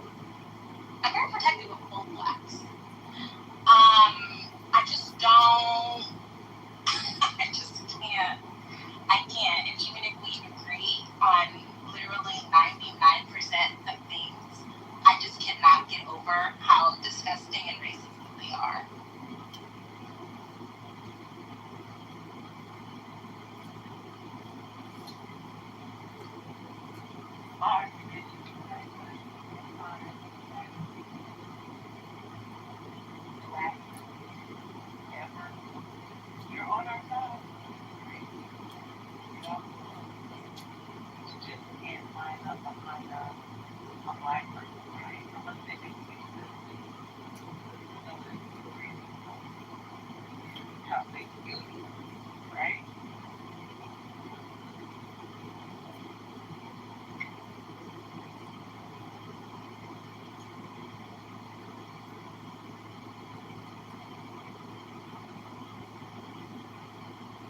Yeah, and then this debate is debating a man who is trying to use his point by using the N-word. It was like, anyways, it was a fundraiser, so, hope that they... I don't know what this man is, what his name is, but it's in the I debated the worst white leftist in the world video.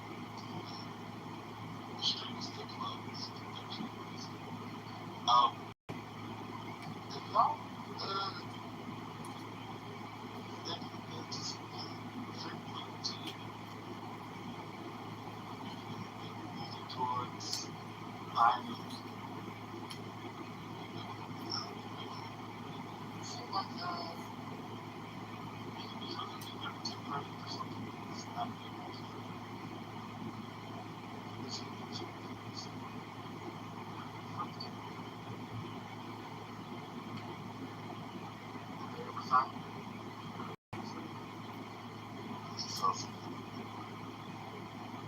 manifest partnership.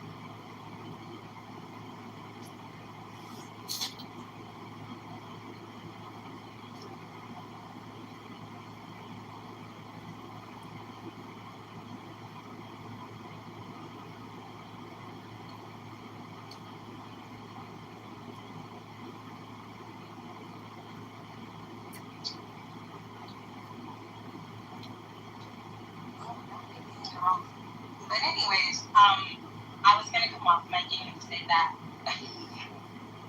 I do not fuck with Jared Paul. I do not.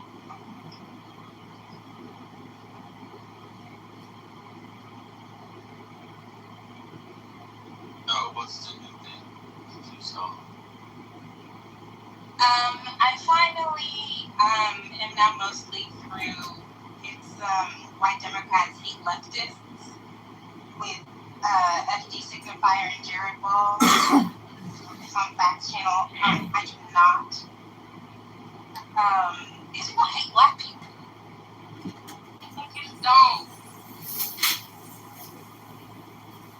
You just don't like the average run-of-the-mill black person. I can't relate.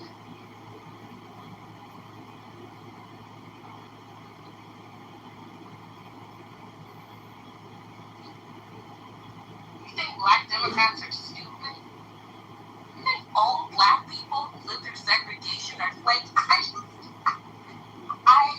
I just don't understand the utility of peddling that kind of rhetoric.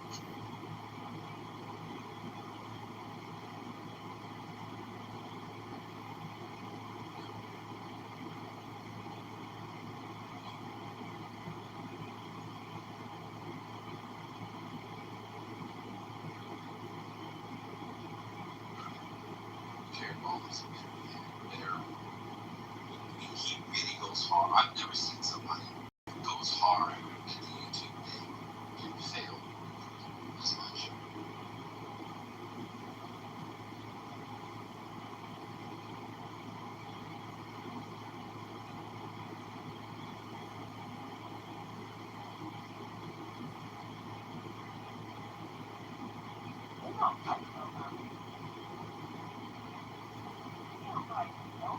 That's because he's a small person. As I've said, I think critique is good. I think discord and disagreement are fine, but there's no care in the language. It is so rough and mean-spirited. Like, this is not just about political disagreement. And also, why are y'all talking about freaking Democrats today? I find that to be so weird. Popular content. We treat every person as not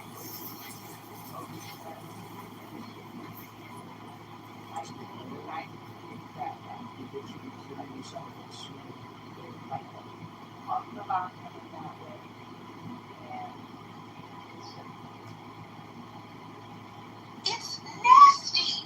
I don't know. Maybe I'm just getting too old and soft-hearted. It's nasty. Oh no, you're right. It is nasty.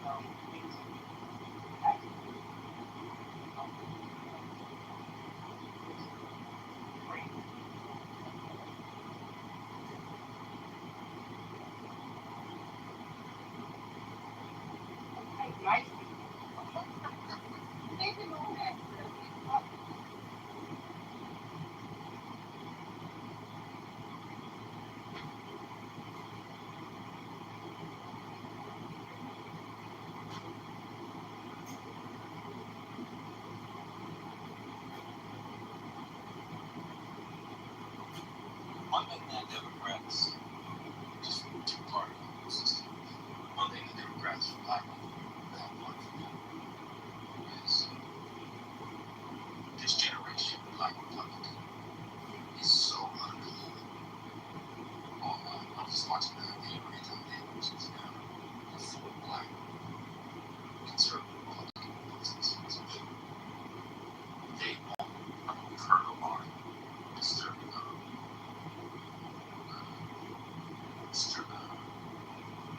blacks himself, blacks himself. They don't have to worry about it. We need something that depicts on here. It's like being at some, it's like being at the game here. Until the clock when the game starts, it's like the debate's going. Somebody in here, one of them stopped for angiogenic service. Y'all want to go to Bible? No, we all right, I'm going to Bible. We go Bible. Yeah, I ain't we ain't gonna talk about that. Jesus is not God. That God the Father, God the Son, God the Holy Spirit. That ain't that. Yeah, Jesus is God. How come in the Bible he prayed to God? If he died, how he prayed to himself? The Father. The Bible. Let's get some going.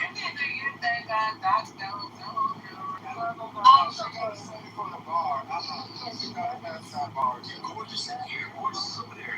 Let's get some debates going. Let's get going. We got 2.5 hours. Yeah, I just think though that those people, and that paper not too long ago about how people who are drawn to MAGA, the black people that are drawn to MAGA,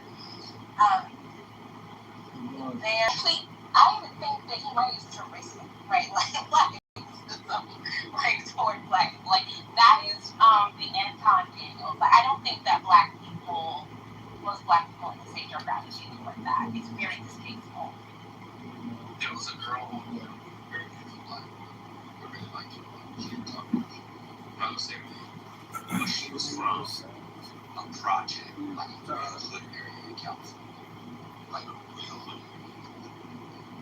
And she made it out. And she was MAGA. And I knew she disagreed with 90% of what she was saying. But the only reason why she was MAGA was MAGA against a general trademark level of black for her upbringing in the hood part of California.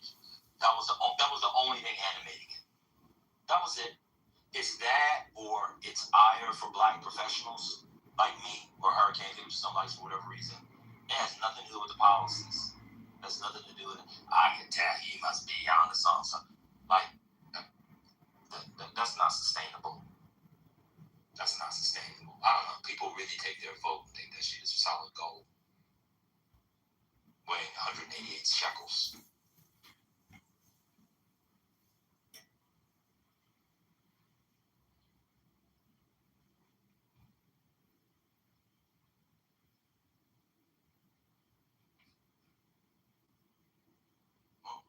I think Teriyaki live right now.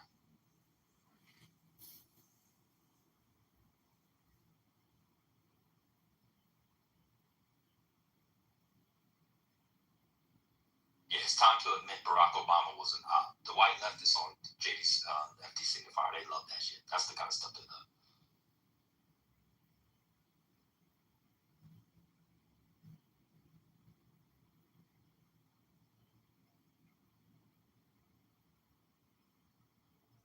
I think somebody in here. I'm just booming. in the name of that stuff, okay, you can ruin it. But it's so safe to say. Like that's my only frustration is if you're fashioning yourself as a radical truth teller, then you have to actually be willing to say things that popular or upsetting. Shitting on Barack Obama in 2026 is like the safest position. Even my mom is starting to turn on Obama, and she has up an Obama portrait in her home. Like it's just not. You're not doing anything compelling. And that picture's gonna stay up. Okay, all the people, we gonna cut them out, and you're gonna stay right there on that wall next to you.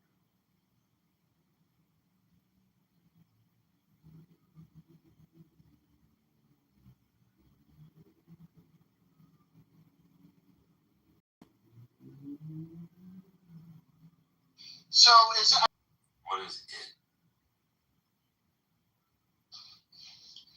The, what akin to what? What's the it? Oh, the critique on incumbent black congressional people. They just think that they're conservative and blocking progress. That's the main thing. They're blocking progress. They're conservative. Christians here. Christian, come out. Let's do a debate. I don't want to do a debate. I know you're a full passport bro now. I can't debate you on Colombian Toontang is better than Dominican Toontang. I'm not an expert on that like you are now, but come on, Christian, let's debate. Donald Trump is a failed president. Let's debate.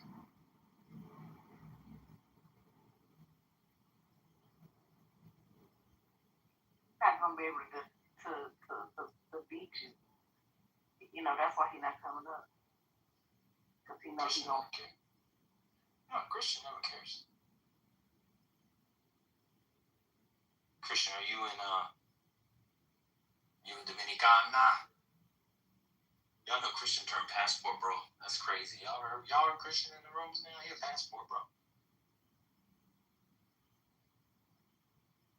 Is he light enough to be you talking about in VR? What do you might mean, kick him out. They might kick him out if he's too dark. Put him on the other side. Mohi, are you there? Do you want to debate? I got 2 hours and 20 minutes before the match. Hi, everybody. I came to improve my English. I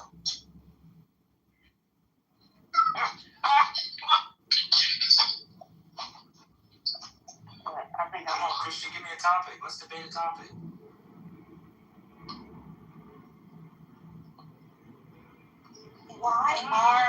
I'm sure that Christian would love to come up and talk about why 99% of black women are unfit for marriage. I feel like that is in his wheelhouse.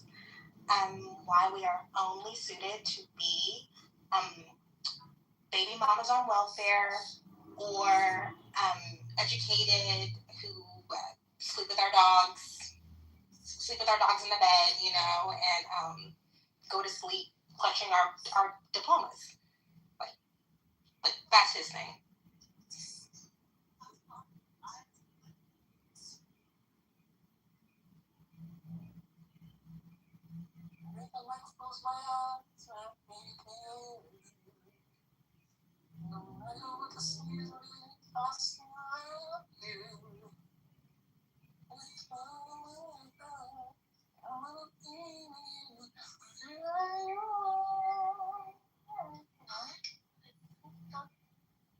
I'm too kids. Let's take that night. I'll be with you. I just found online talking about algorithm a live performance of the deal singing to a kid. These dudes must be 70. Yeah, I saw that. Oh, it's cute. But in the car? Yeah. this. Yeah, because I made a comment to somebody who lives in my home about Babyface is not letting go of that hair dye. And shout out to him. 30 years ago. You probably look good in gray hair too. You should let it go. Well, I'll stand on the fact that the Afghanistan pullout was an utter failure because in an office building a government worker had a rainbow flag. He said that to me before. That was Steve Appelish, to be fair. No. Oh, yes, it was. I hear it now. It was. I have a question. I still don't quite understand progressive Democrats versus, I don't know, what we call them. Would we call them traditional Democrats or status quo Democrats? I don't understand this concept of a progressive Democrat. Yeah, that's good. Yeah, the traditional ones, they say they're more corporate, they're not for the people, they don't rock the boat, etc. Yeah, that's good. Institution. So that makes a distinction as to, so the progressives are the ones that want to rock the boat, middle finger to, especially a city like New York, which the whole corporate structure. Go ahead, Spiritual. I said New York, you can't help it. I mean, like Escalade was in the Progressive Caucus, so he wasn't one of them that you're talking about. It's all. I think it's like Medicare for all. It's not. But that's what. For most Democrats at this point, if they support Medicare for all, they would say yes. It's all attitudinal. It's about age and how do you comport yourself in public. And once all those people are actually in Congress or whatever, they're going to do exactly what AOC did, which is fall in line, okay? They're going to do the same thing. And then the leftists or the progressive or the DSA people are going to call them sellouts too. That's the way of the world. Shout out to Earth, Wind, and Fire. That's a lot. Yeah, but there are plenty of older Democrats and progressive. Right, but they go to DC with high hopes, right? And remember Cedric the Entertainer, like, I wish somebody would, and we'd be, yeah, they're gonna go to DC and we're gonna see change. And a big nothing burger. It's more the same. They join caucus, what have you. They fall victim to the lobbyists.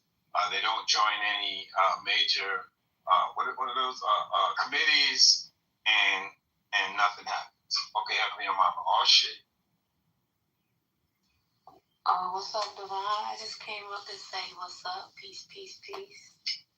This is the thing that y'all should remember. Everybody wants to change Washington. But what happens when you get to Washington? It changes you.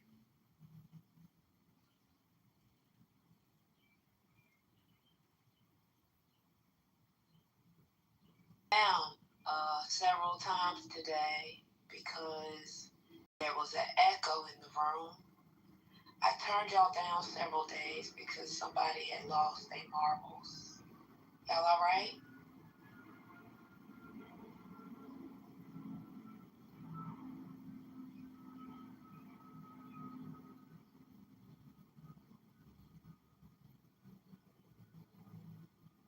We're hanging on. Wait, who lost their marbles?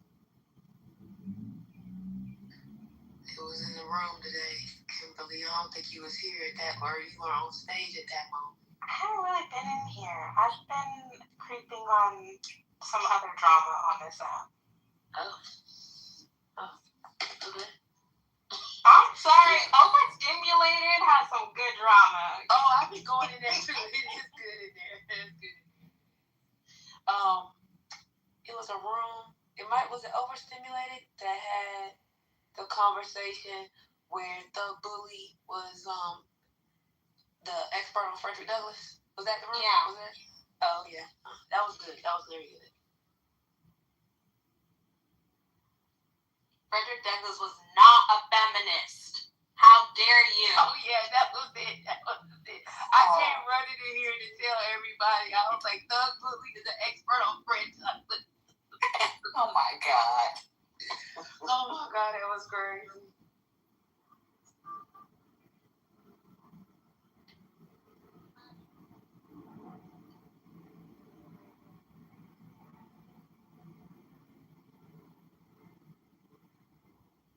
Does anyone know who Clarissa Shields is? Oh yeah, the boxer. She a train wreck. Somebody need to take her phone from her quickly. Did a movie on her. I thought it was all right. They should have did a docu-series. It was too much happened too fast. You know, we analyze these things about, you know, trying to put someone's life in what is a movie 90 minutes about, and I felt like it was rushed, but it was okay. I don't know how the room felt about it. Yeah, but she is. Where was it? Where was the movie shown? It was in theaters, like a few select theaters, but I saw it on like you know how we see our movies. I did not go to the movie. Gotcha. Undisclosed. Yeah. Undisclosed location. Okay, gotcha. Yeah, but I really wanted to see it because I was like, I want to see this. You know, it goes through her childhood. You know, the Olympics, and all of that, and her finally, you know, there was someone that had kicked her butt. In the Olympics, and she finally beat her. She finally beat her opponent. So you know the big triumphant moment. But yeah, then she started messing with rappers. So I don't know. She messing with Papoose. Clarissa Shields is spiraling because she got with Papoose while he was still married, but it's fine because Remy was allegedly cheating or whatever. And they've been going back and forth, and Remy is threatening to beat her ass, and I don't know, it's like a whole thing. She's just, you get with the wrong man and it ruins your life. And that's what's happened to Clarissa Shields. Yeah, she's not listening. And she really needs to just leave the camera behind. Just keep it off. Just get your business out. Because unfortunately, the comparisons are going to come, Remy. And unfortunately, the conclusion is that there isn't a comparison in favor of Remy, basically. That's not really good for her. And after all of this stuff settled, that's not going to be something that she's going to really want to reflect on because she looked crazy out here. Crazy.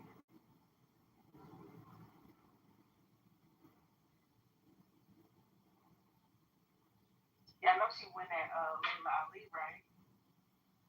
She kind of comes from Layla Ali, y'all.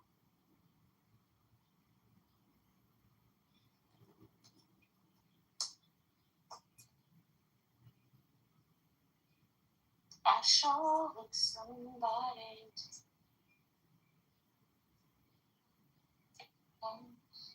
Sherry, you know you're on mute. Oh, I'm sorry.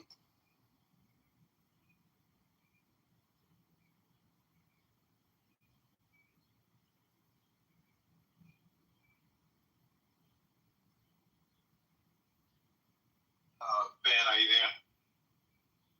Yeah. So I'm out and about. I just saw a woman over 40 with a flat stomach, and I got nervous. Run.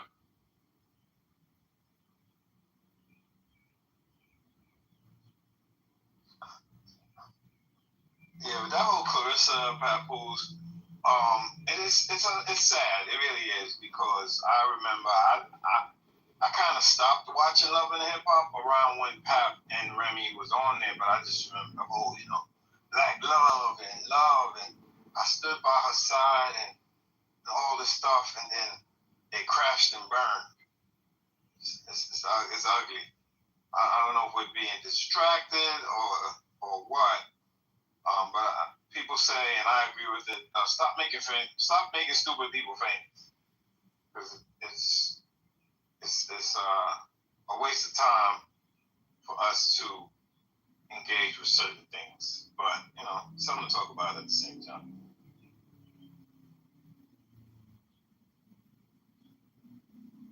Yeah, it would be better if it was like actually not based on a real person's life. Like I would rather it not be based on a true story. Because this is sad. And Remy said that she hadn't been with couples since 2022. Ooh, I have a topic that I can test here. Why do y'all think that the xenophobia around Juneteenth picked up?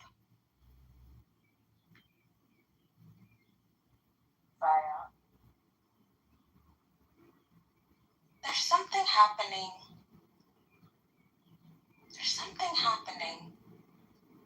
Where there's so many conversations around it. We don't want to hear that.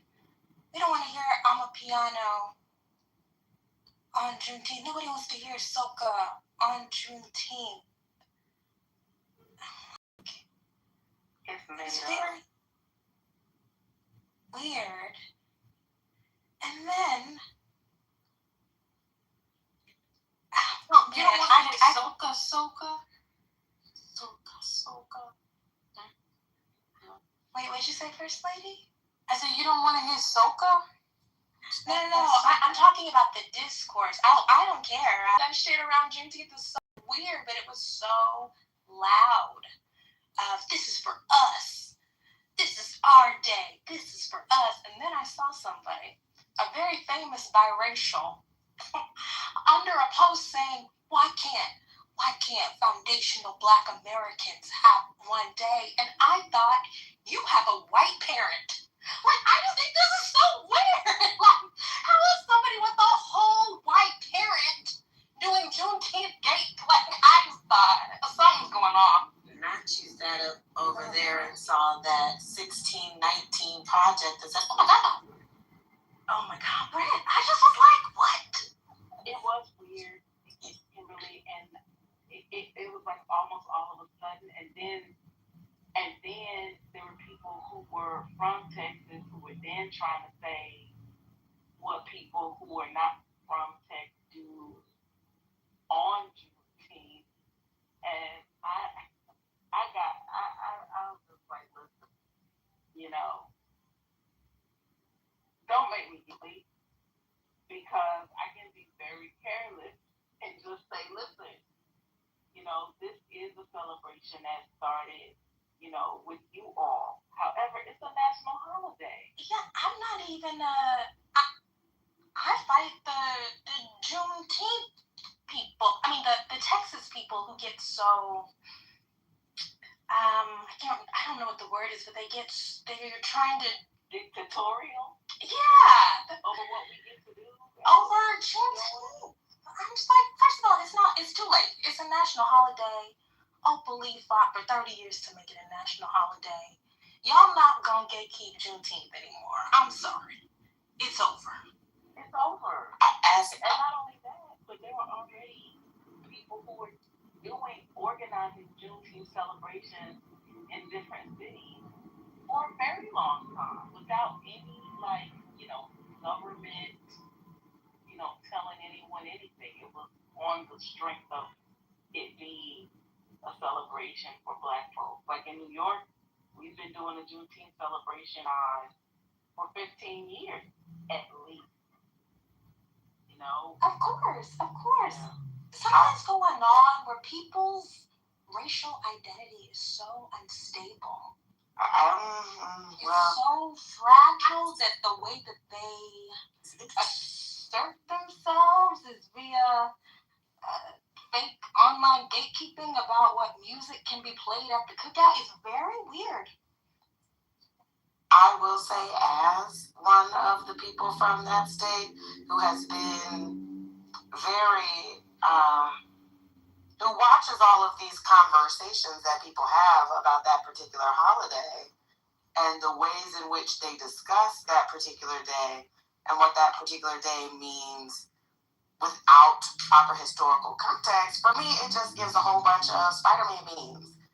The same people who feel like they can tell folks who are first generation what they can and can't do on that day because it's for the niggas, strictly for the niggas, are the same ones who also feel that way when the Black Texans say, like, hey, the way you're talking about it and the way you're using this holiday to talk to other people, you're removing the very persons upon which the holiday is based on. I think, and then to your comment, Kim, then it becomes, well, then there's a person who has a white parent who's saying these things, and it's, well, why are you talking? You have a white parent. That's what I'm like, if you understand from the state, generationally so, watching the conversations and how they crack down and how people develop do what Martin Luther King did, that's all of your damn flyers with, drink specials for the holiday weekend, and you're going to turn up. Like, just treat it like you normally do. Stop ascribing all of these things onto the day, because after it's getting fake. Everybody's just being real fake. It's real fake.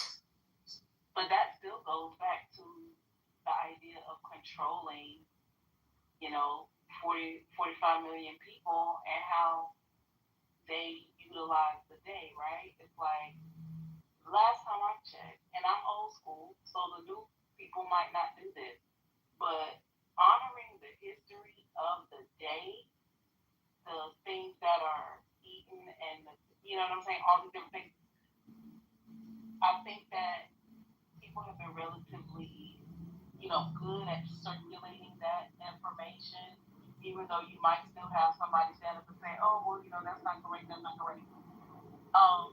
That people, that's being circulated. The story, the history is being circulated, semi-okay, even though there were many places where, slavery, the end of slavery did not end when it was supposed to, right? So you have all these different dynamics going on. At the end of the day, it's just been taken out of all of our hands, really, to be honest with you. Like, we can only assert as much control over it as we can as a community. But to get back to what Kimberly was saying, the narrative about what music we're playing, to me, that's the craziest part of it all, because it's not like our people did not borrow and get inspiration from it. You can't play Stevie Wonder without hearing Brazil. You know what I mean? We can't play Master Blaster because you don't like the diaspora. But Stevie Wonder is an African, he's from here. And there are many people who contributed to our musical zeitgeist whose roots are not directly from the United States. So do we kick all of that out? What is the argument? To me, that was really strange, and to me, I feel like they actually were not telling the truth. I want to know how many, South Africans are in the United States to the point where people are petitioning a Amapiano at the function. I just think that was random. In my opinion, I think it was random that people keep saying has happened, but not only did it never happen to you, but it didn't happen to any of the Black people that you know. But this narrative is still here, and they get to push it in order to push their agenda forward.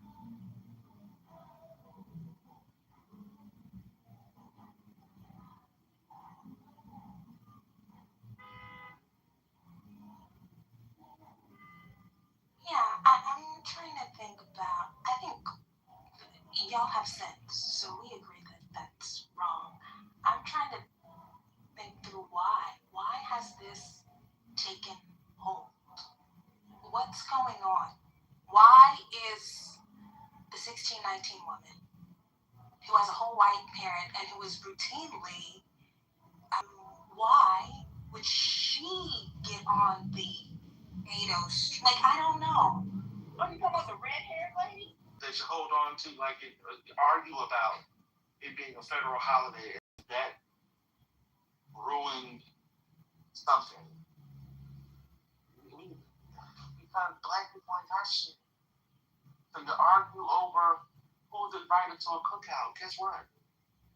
Mostly these Negroes don't even like to be around other people. That's sure the logo to a cookout. Because you did the electric slide at the Obama Center, you think that you have a culture. That replaces the things that you don't have. Yeah, right. These arguments only happen because there's nothing else. But brother, the reason why I was so taken aback, but she has things. That's the reason why I was so taken aback. I'm gonna be honest with you. I do expect people who don't have shit. Oh, okay, wait. Let me bring it back. That person has a lot of cultural capital. She has social capital. She has a really big platform. So I just don't understand. Who's reading the 1619 Project still? Is there who during Juneteenth who went to any of the resources that the 1619 Project has and read them for themselves? Read them with the child or little ones. Like, this is all performative. It like in a time when people are upset because schools removed books from the school library, and we pretended as if those books that people never read are somehow like erased out of memory and history, right? Like, I think some of this is just, I think this is performative. I think this is a way of doing something. It feels like doing something without doing anything. Because social media gives, and I include myself in that. Social media gives us the feeling like we're doing something. Because you care about this. If people are celebrating Juneteenth and acknowledging sort of, talking about, the enslavement, liberation, people are arguing over whose date playing sort of a part.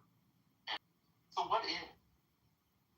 There's no end. I mean, goal. There's no goal.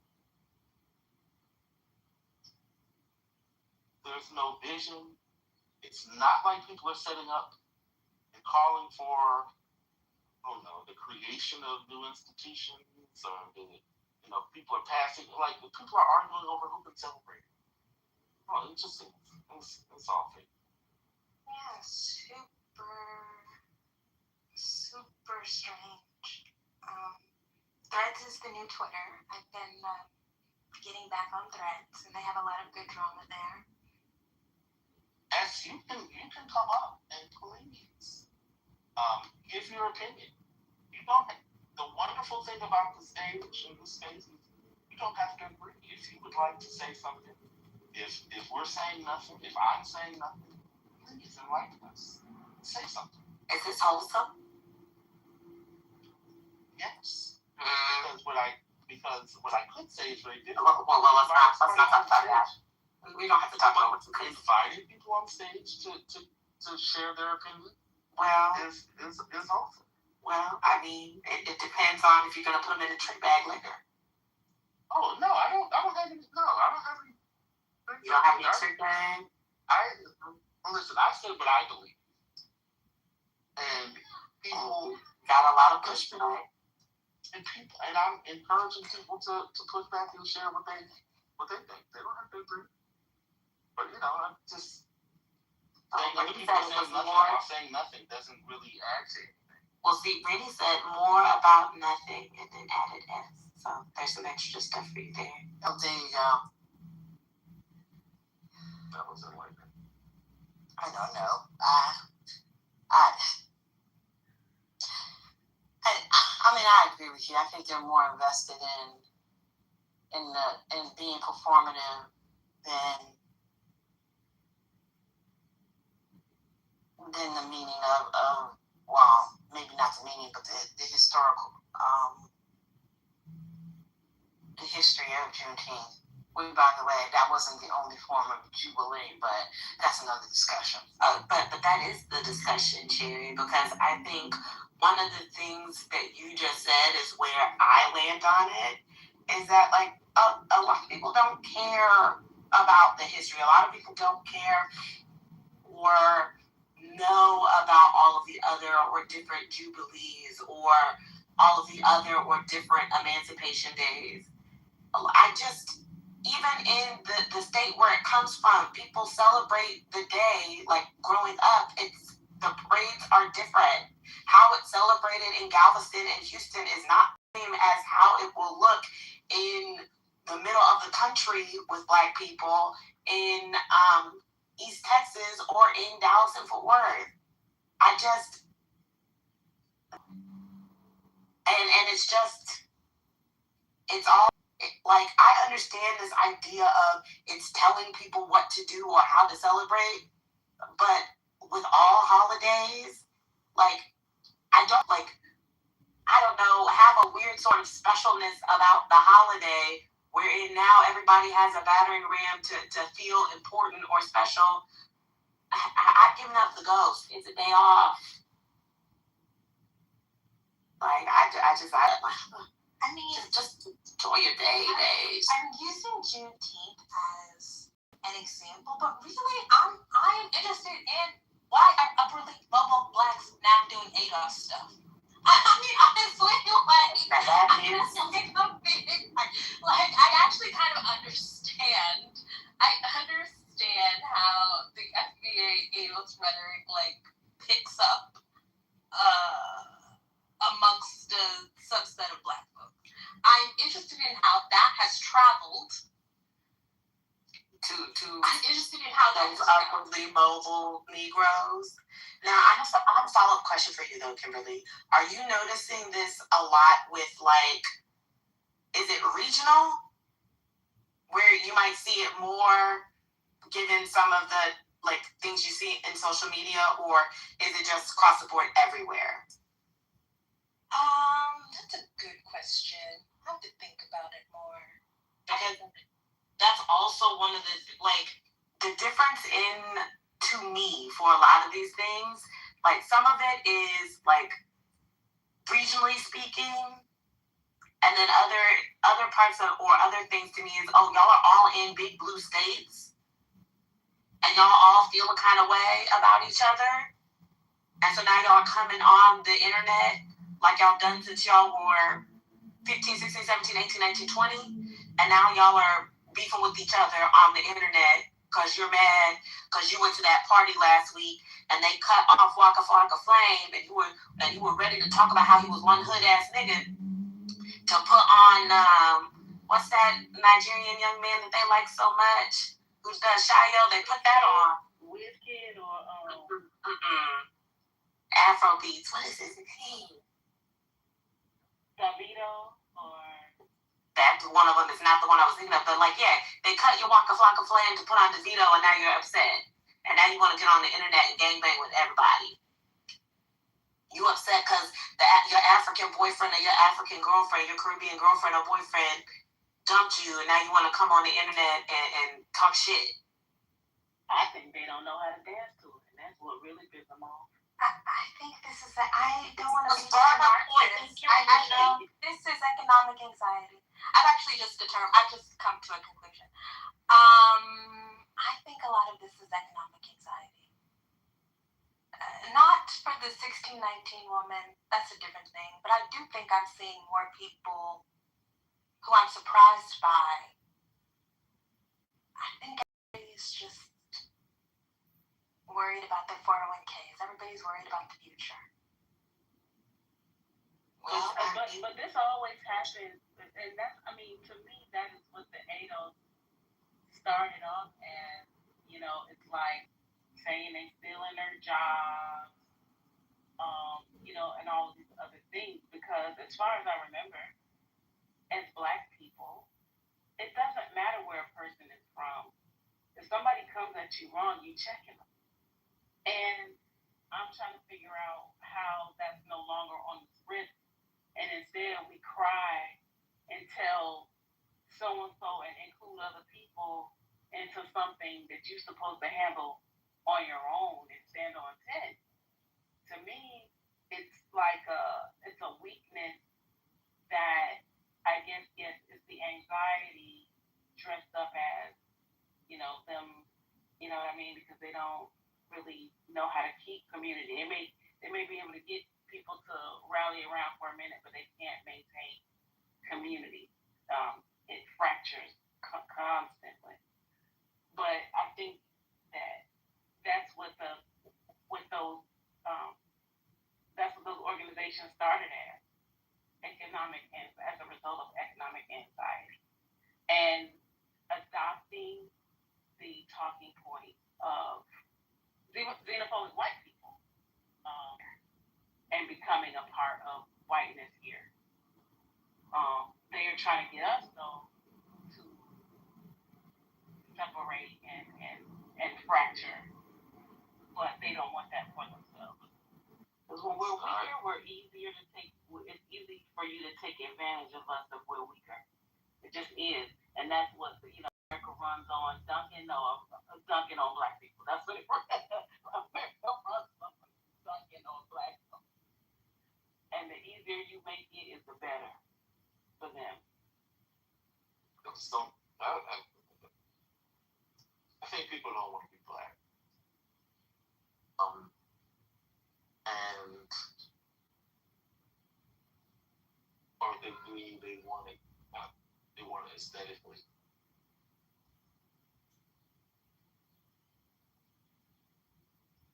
No. I think you're there. There is something about. I'm not saying that's for everybody. I just think there's a significant group of people who just don't want to be Black. Yeah.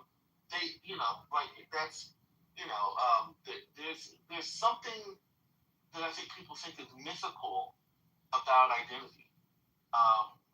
That it's like we have fallen into the trap of this sort of mystical group, and we have these mystical powers, and we just see the ancestors, and we're just always on beat. We have these aphorisms. We have these platitudes. We have these sayings that we have internalized, and we believe that they're we somehow don't want to do the work. I mean, the truth of the matter is, culture, ethnicity, ideology, identity. If you want a collectivity, it takes work. If you want an identity, a collective identity, that takes work. And again, I go back to what institutions, what things are we producing? Are we creating? Are we upholding? Are we uplifting that help do those things? If there are issues, if we see that there are issues around, Black folk who are coming here to this country, that's a concern. And you see that there's some tensions. Okay, what do we do about it? Well, let's just complain about it, blame the immigrant, wish them not here, say they're, aspiring this, and because that's the way forward. Either people want the thing or they don't, but it just seems like people want, they want the a collectivity of things that sort of connect to the identity without actually having to do the work of bonding people and getting people to connect with one another, right? Actual connection, and and reinforcing sort of the belief that we are a group that is experiencing a set of realities that only together can we come out of. I don't think people want that. People don't really want that. No, actually, this is so good and clarifying. Yes, people like blackness as a vibe. They want the vapors of blackness, but they also want to completely eliminate any conversation about struggle, collective struggle, individual struggle. These are also a lot of the, I don't want to see any black trauma people. But then on Juneteenth, they want to gatekeep and say, y'all better not play any Caribbean music at the cookout. That's interesting because I wanted to write under somebody like, you don't even study black people. You don't know any black history. You hate old black people. You talk about them like they're dogs. You want to have a conversation about, black as a vibe. That's what, not the accent coming out. Black as a vibe. Come on, country girl.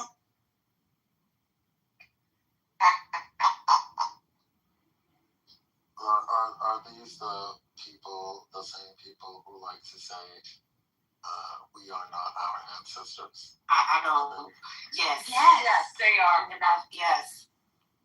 The same ones who will say that and act like they can withstand Jim Crow version 2 in the future, but crash out and cry when the Wi-Fi goes down and Twitter is down for more than 20 minutes.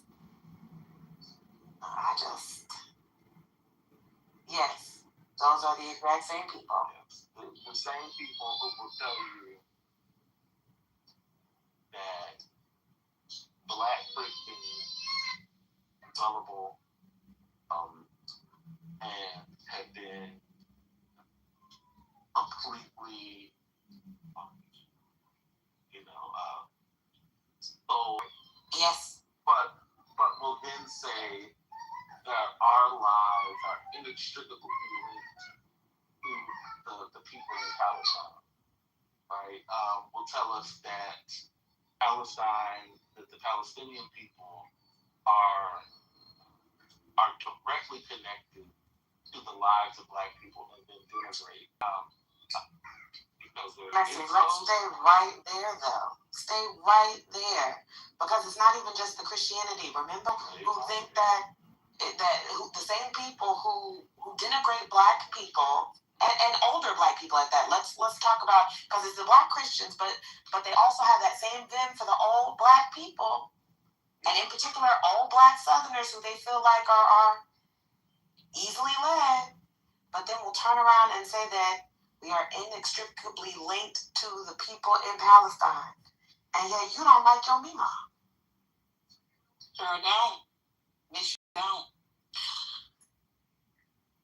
You know. Oh, this is related, but not. Maya put me on to a literal 2-hour-long clip of Mimi and Quinn going back and forth. That's what we were telling you about the other day. Very glad you saw it. What are your thoughts? I have nothing. I mean, I'm not in any mess. I have no feelings about Mimi outside of this. It's just crazy to.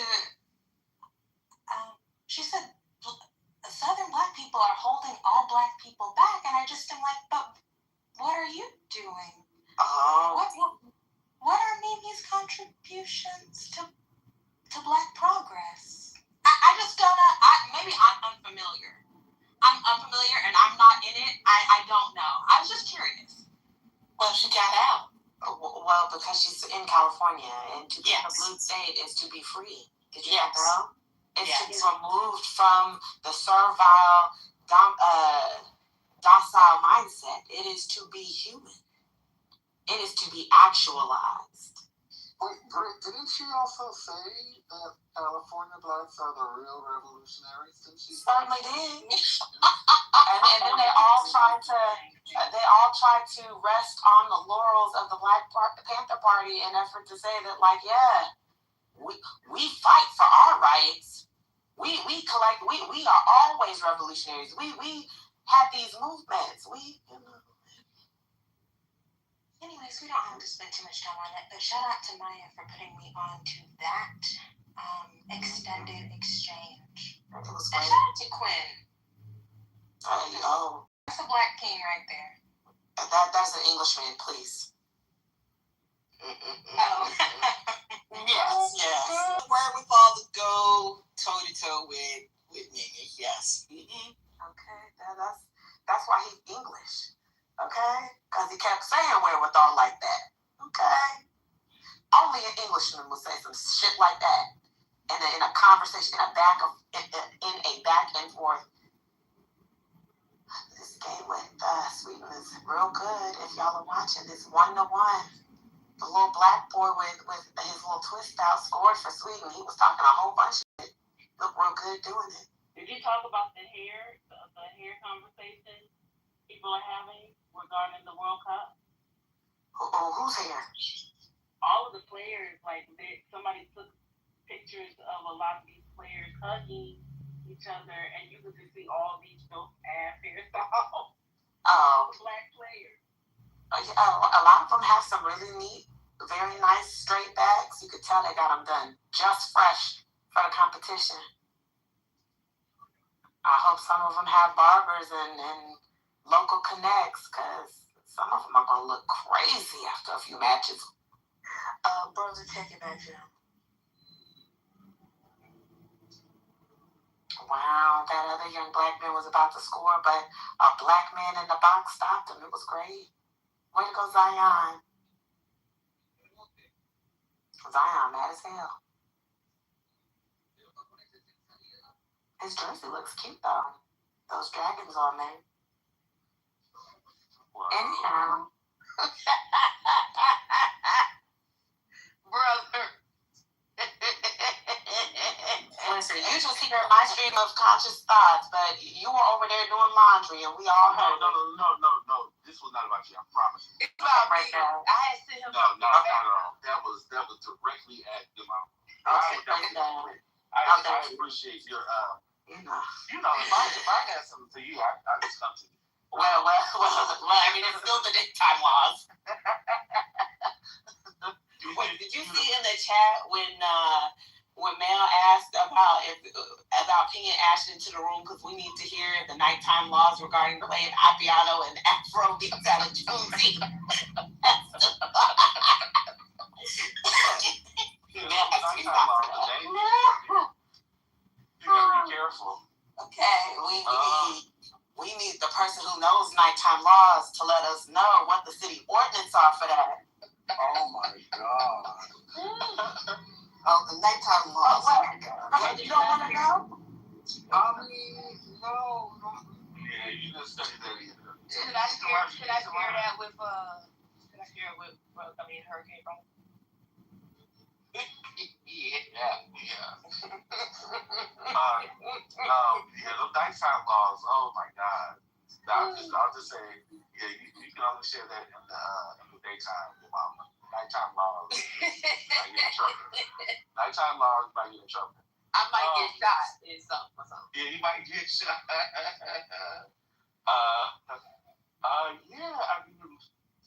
appreciate the soccer commentary. As someone who was never into soccer, I enjoy. I think with a lot of things. When especially we're talking about their case, like with other folks, that's been true. A lot of good things. But when you see how black, some of these teams, right? You're like, oh, okay. I'll be honest, that's how I got into women's volleyball a long time ago. I'm not big into, I don't know the name. But like during the Olympics, and I saw Cuba's thing. I saw all black women, just killing it. It was cool to see. I was like, oh, other places, this is not it's not just about. At 9 o'clock, I hate the person I'm about to become. But it's only gonna be for 2 hours, and then all that fucking packed right back up. I need you to focus on your voice. I'm not going outside. She's not going outside tonight. Well, I don't know. Does that matter? Yes, it actually does. I need you to, make sure there's some lemon, some honey and lemon on deck to soothe that voice of yours. That long signal was crazy. Well, let me tell you something. You came out there one day, just boy, I was like, I had to look at the PTR. Like, I couldn't just look at the avatar. Who was that green one on stage? I had to click on it. I was like, hold on, I got to look at the handle because this is an imposter. I don't know who this person is. We said, Britt, I don't know who this person speaking is. Let me tell you something. I'll just say the voice was so deep that Rhombus would have been proud. Not I had the bass. Super bass. The boom, boom, boom, boom, boom, boom. No, Britt had the bass. Oh, yeah, you was backing up. See, I mean, y'all, this is what I didn't like, brother. The fact that you gave her a pass on the voice. When I sounded. No, I did get her. But why I had to be at the Underground Railroad. What happened? Listen, it was. I know the hush puppies was a little too much. I do, and I called you your mama box brown. That was good. Not you repeating your jokes.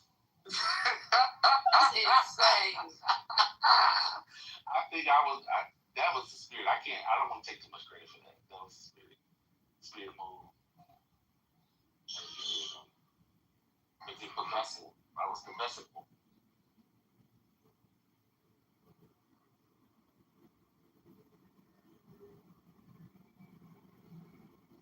Oh, see, let me also, Sage, see, I can't, that's why, we're trying to get people on stage because I really don't know. But we talking about your old ways. See, we talking about your old ways. We not talking about how you moved into a new life. I'm trying to, now, let me be clear. I'm trying to be still direct with people, but in a way that isn't, drag and so. But Sage, I apologize. I completely misread what you were saying. So that's my fault. I didn't know what.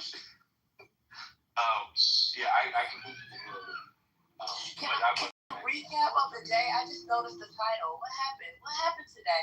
Y'all gotta give me a recap. See, when I be coming here, y'all, the room is kind of like a You want to know why the title is what the title is? Yeah. In part, and y'all have to keep me honest. We found out, if you look at Hurricane's PTR, they were rediscussing about how Julio now has a show on Jubilee. And I want to debate somebody. We also talked about FD Signifier too, but I just remember hearing Ben say I want to debate somebody. I have 2 hours before the game. Who want to come up here and debate? I want to debate somebody. And then Christian came in the room, that Republican in the suit, and they were trying to lure him on stage with snacks, but he didn't want to come up. So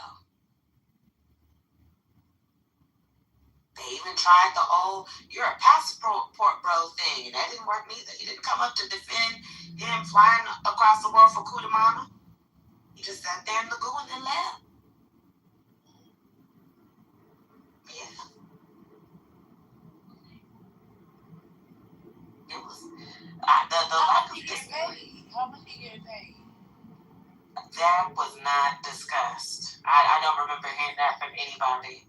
But I will say, in the clip that we heard, it sounded like a whole bunch of yelling. It sounded like two cats yelling at each other. It was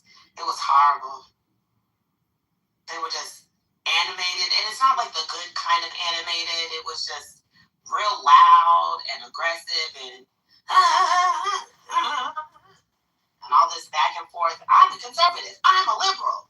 We're different, but we're here to come together. Like Can we take a look at the screenshot that is in Hurricane Otis's profile? That is his profile picture. So I'm looking here, and I'm wondering what's happening with this fade.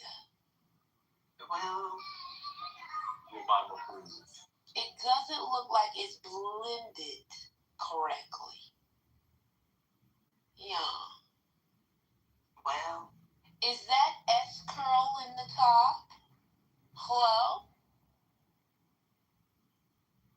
He's trying, your mama. He's trying to quit his day job, and that's all that matters. He's trying to leave that day job. Working 9 to 5, trying to stay alive. So yeah, that's it. No debates ended up occurring. I have a new clip of Julio and that boy. It's a promo. Okay, your mama. That's your head again, thinking, damn. Oh crap! It's hard to freaking play on Instagram. Wait.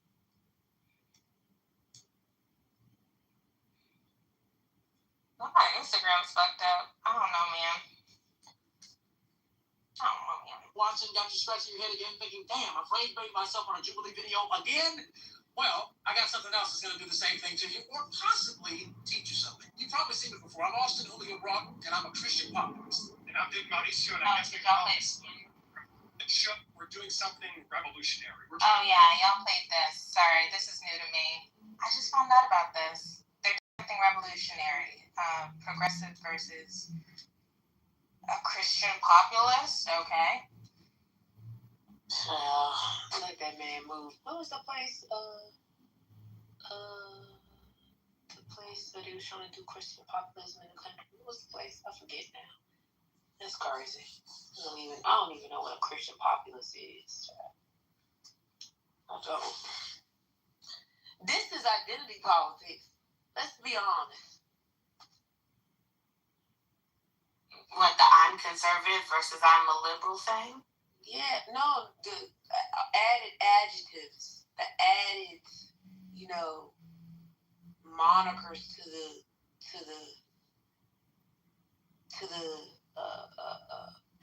framing of the show. Christian populace. Oh yeah. I agree with you on that. I really don't know what that is. Actually, though, I mean, to be honest, to be fair to Julio, he has a radio sounding voice. His cadence, like the way he talks, how quickly he goes, sounds like he should be on the radio. That's true. Yeah, I mean, it's really clear to me that Julio grew up studying Michael Baston and the other old boomer Negroes. I mean, he just has that. I just don't know if it works in this environment. I just don't know if it's going to get him. I don't know. My mom would love it. But if this is a show that's looking for a Gen Z audience, I don't know. Oriented towards the platforms, I don't know.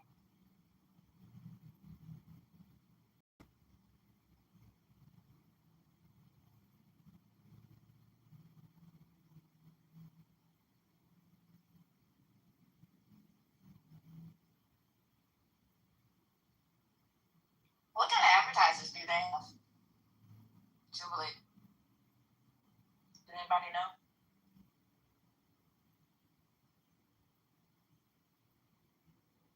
What was the question again now?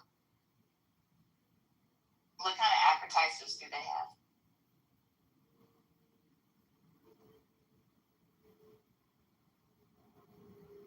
I don't know. I literally was just thinking about this. It can't just be AdSense. It can't. Do they Right. Events. Do live reads, do they do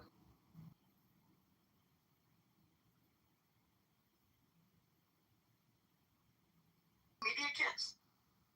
I literally am on their page right now. They do have a media kit on there. They do. They do. They got the whole partnerships page. Yeah. Like it's longevity, if they can find advertising part. I realize I really don't watch Jubilee videos closely because I can't remember.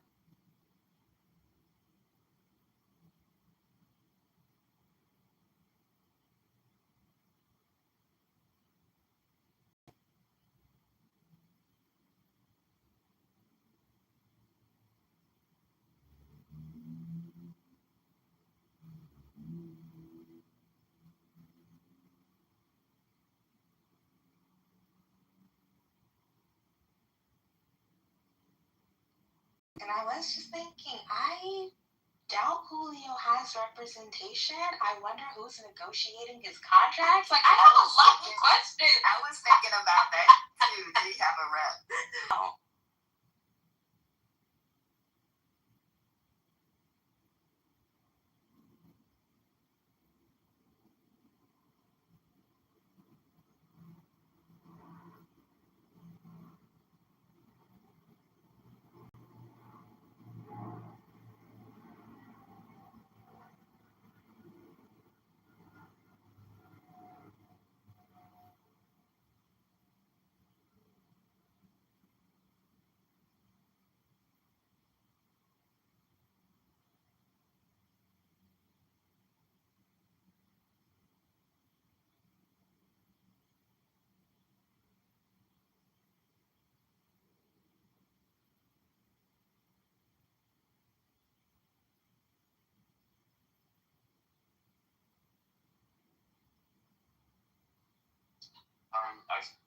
I think so. I don't know, but I do think they said that he was doing the three names Oh, okay. for the he's doing the three names. And I don't think Doctor is one of them. You said you think it is? When you say the three names, you mean his government name? You mean his government name? Okay. He means his full government. Okay. Yeah. In the video, he said Austin, Leo, and then his. I couldn't figure out why he felt the need to use his middle name. I think that's the Julio part from at least Clubhouse. It says synonymous. He just. Oh, Julio is his middle name? Yeah. Oh. But that's also like what, so he uses Julio on this app and then goes over there. Austin, Julio, last name here. It's like a slight continuation of, I guess, what he might have built off of other social media platforms. Well, why did he use his first name? Why start with Austin? What was the point of that? Okay. Removing, I'm still Julio, but I'm just not the doctor. I'm Austin. Well, whatever it is, I hope he's thinking about his trademark branding and all of that. Locking that up in case it does pop. Well, Johnny, does it sound like you need to slide in the bin? No, I'm not interested. Comes to helping black folks. That's what I'm saying. No. I'm sorry, is that wholesome talking? So she want to keep a I'm black trying to man help. down. See, She's trying to help black men elevate. Yeah, I'm trying to help black men elevate. I don't understand why is that not? You can do that by sharing what I shared with you. Thank you. I don't have any connection to him. And neither do I. Why do you think I have one? I'm a man who sits on this app who pretends to have children, who's ravaged by diabetes with no arms, no legs, who only eats candy. Why would anyone listen to that? That's a list. What else? A list. Okay. And fill in the blank. I'll fill.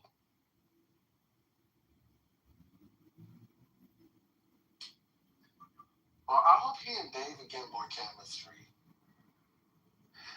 I also, I was gonna say, I was listening to what you guys were talking about. I agree that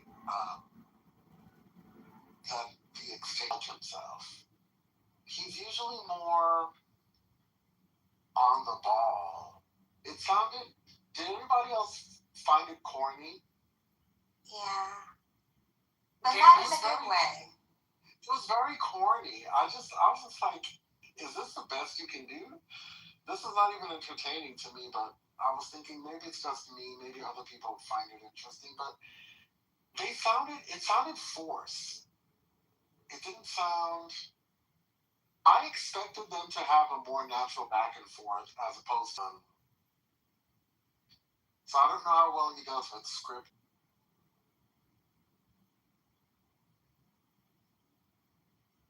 I immediately think, why only 2 people? I think maybe we needed more of a panel. The feminist in me is, I don't know if 2 men is ideal, and especially not those 2 men. But also, maybe you just need more people to be able to go back and forth. That's interesting. I will watch. I think there are a lot of folks, what do you believe in, all that stuff, but it's commendable. Yeah. Yeah, now I don't think he has any, he don't have, there's no real, it's just marbles in there. It's not really. But that's Yes, there are a lot of people that, marbles, and if it resonates with people, then it does. And if it doesn't, then, But yeah, a lot of folks hop at the idea, so it's good.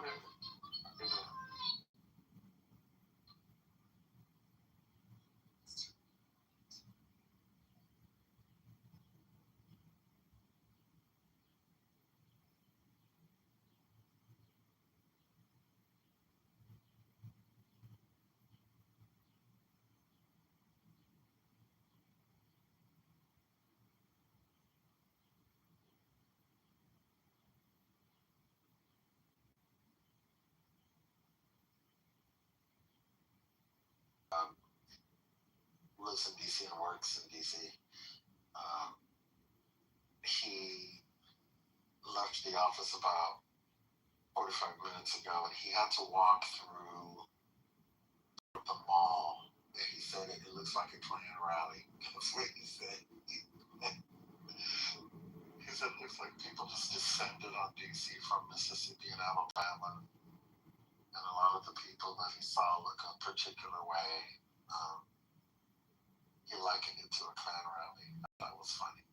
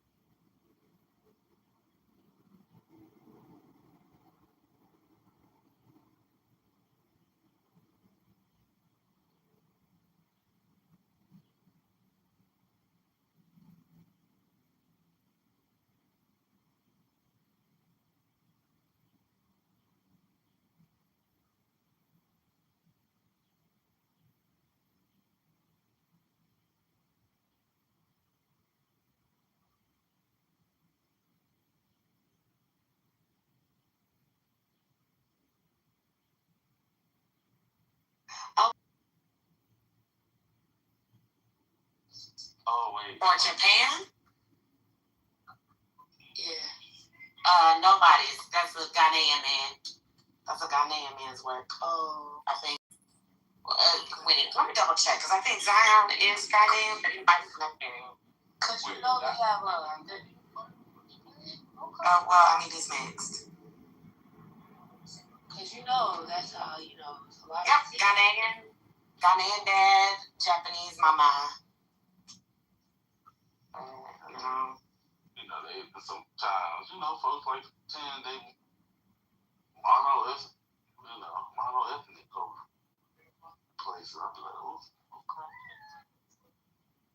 They recognize about racial.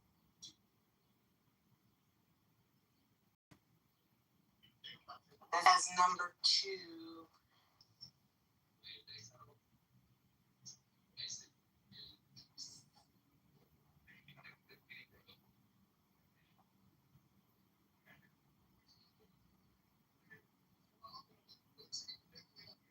Yep. Japan will be number 2 if everything holds for 7 minutes. Yeah, Zion, get your big ass up. He don't look like he have a lick of Japanese in him. Just going. I ain't gonna hold you. That Ghanaian team is something else. Listen,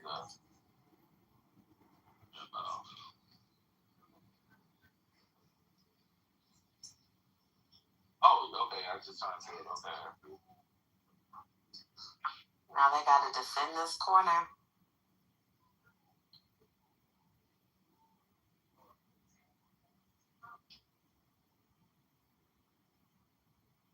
Because y'all cannot let the Swedes do this.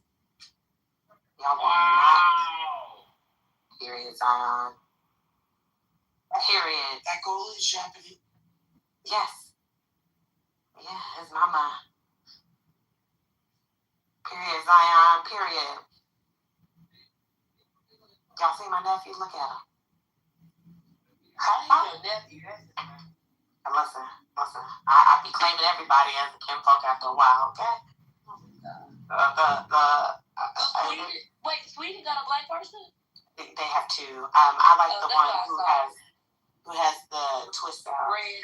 Yeah. The twist. Yeah, that's what I was looking for. He's the one who scored for Sweden. He was talking a lot of shit. I said, I like that. Please. Oh, they always are. That's crazy. Yeah, I mean, listen, they be getting their ass beat. It's crazy. Okay? They let Japan score 4 on them, let Sweden score 5 on them. Let me go see what the Netherlands did. 3-1. 3? Yeah, 3-1. They had 1 goal, girl. You know I saw the game. No. I'm saying all that because, Japan had it 4-0. Yeah. Sweden had it 5-1, and Netherlands could only do 3. Yeah, they had came back. They finally warmed up. These Europeans, man. Some of these European teams are,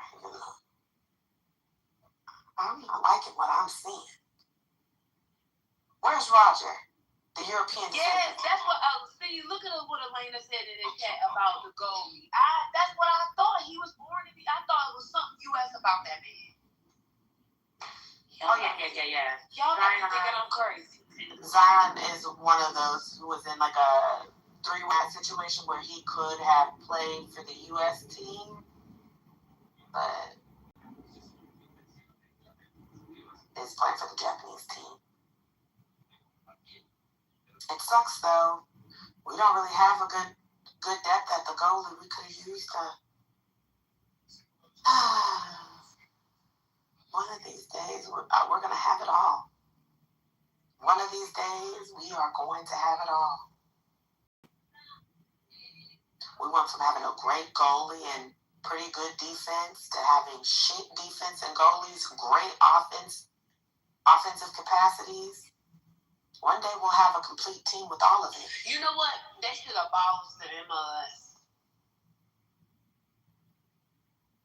They need to do something to it. This is what I'm saying. Wait, why? Yeah, why? They expand the Premier League and bring a team here. Oh, that's what's up. Like a few teams here, yeah. Well, what's crazy about it is that they have they're building all these different academies here. The premier teams, and not even premier. I want to say Spain, Real Madrid also is building an academy here. So many of them are building academies here, which I think is just for the best. Take whatever American talent you can get and funnel them over that way, I guess. Because then they can come back home. Exactly. Play for the USA team. Exactly. It's a pipeline. If this is what it means for me to get great players, go ahead. Because MLS, I be going to see what they be doing over there. But my God. Now, is the money better here? No, not at all. No, not at all. Not at New York offered Christian Pulisic.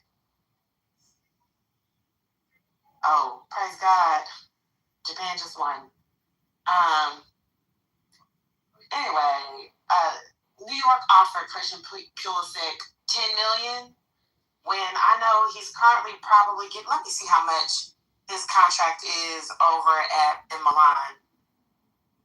I believe in Milan.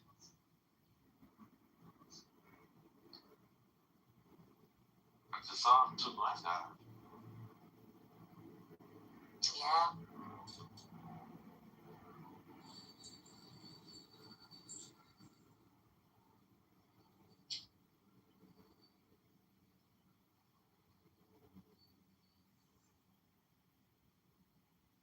So, Christian Pulisic's contract, according to, I'm going to do like y'all like to do, but I'm going to actually just say it. According to the AI that pulled sources including USA Today, it says that Christian Pulisic's contract with AC Milan is valued at approximately 26 million euros over 4 years.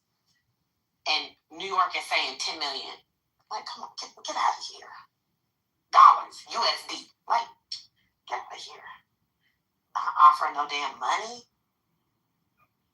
And the boy is still young and informed. He can still make millions of dollars over there in Europe.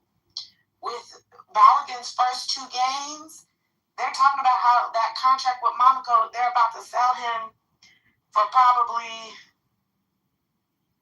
I think I saw 50 million euros, but they're about to sell him for a whole bunch. Did we not say sell him? You're correct. They're going to sell his contract to another team, potentially for like $50 million. That's $50 million. Might be able to sell me. And when I say brother, that's clear. And when I say dollars, I mean euros. But like you're over in Europe making money. The MLS should not be seeing a lot of the U.S. talent, like the Christian Pulisic, until they are like 35 and want to retire. Isn't that what Beckham did? I mean, he's obviously. Listen, that's what Beckham did. That's what. But then he went right back because he said, "Actually, I'm not an old fuck. I can still play." And then went right back over to Europe and was in them leagues, kicking balls like he never left. Okay. So many Germans are doing it. Started with Bastian Schweinsteiger, and now you have Thomas Müller, who won a World Cup in 2018. Now plays for MLS here in the States. Son left Tottenham to come over here. It's too many people who leave European leagues to retire in California or New York. Maybe Chicago, depending. Now, Dan asked about this the other day, but some people can do like what Ronaldo and Neymar did and take your ass over to Saudi Arabia. Get you a multi-million-dollar check.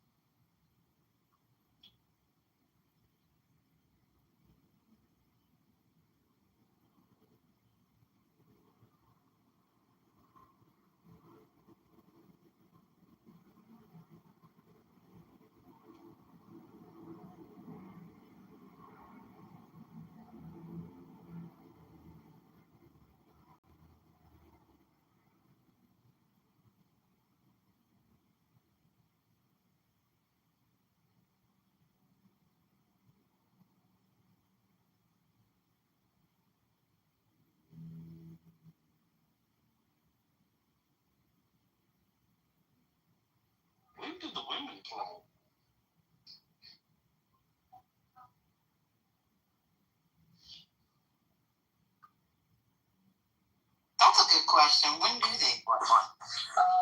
I think the next one is next year, isn't it? Oh, okay. Okay, so alternating years, okay. Yeah, they last played in 2023. Okay.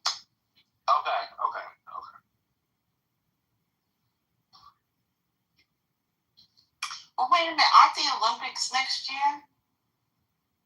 No, soccer has nothing to do with the soccer. Doesn't world. The FIFA I World thought Cup. the Olympics will be until 28. Yeah, it's 28. Okay. Well, I mean, because soccer is also. Yeah, but it's not the same. Okay.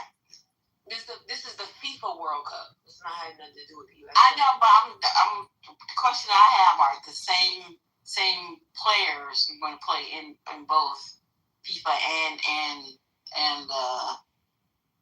the Olympics. That's what I'm asking. It depends on the country and like the players. Some countries might use their younger players, or like if your World Cup is your A team, you might use your B team to play at the Olympics.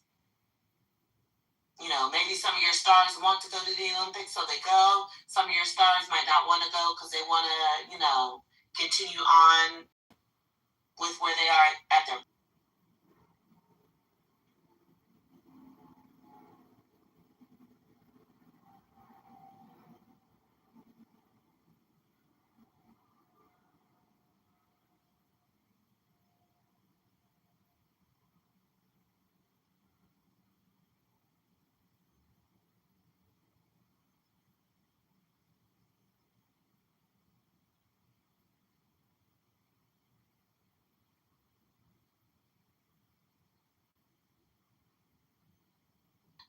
There is a right answer.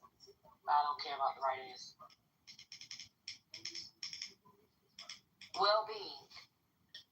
Now, Ben cannot. Anybody else can.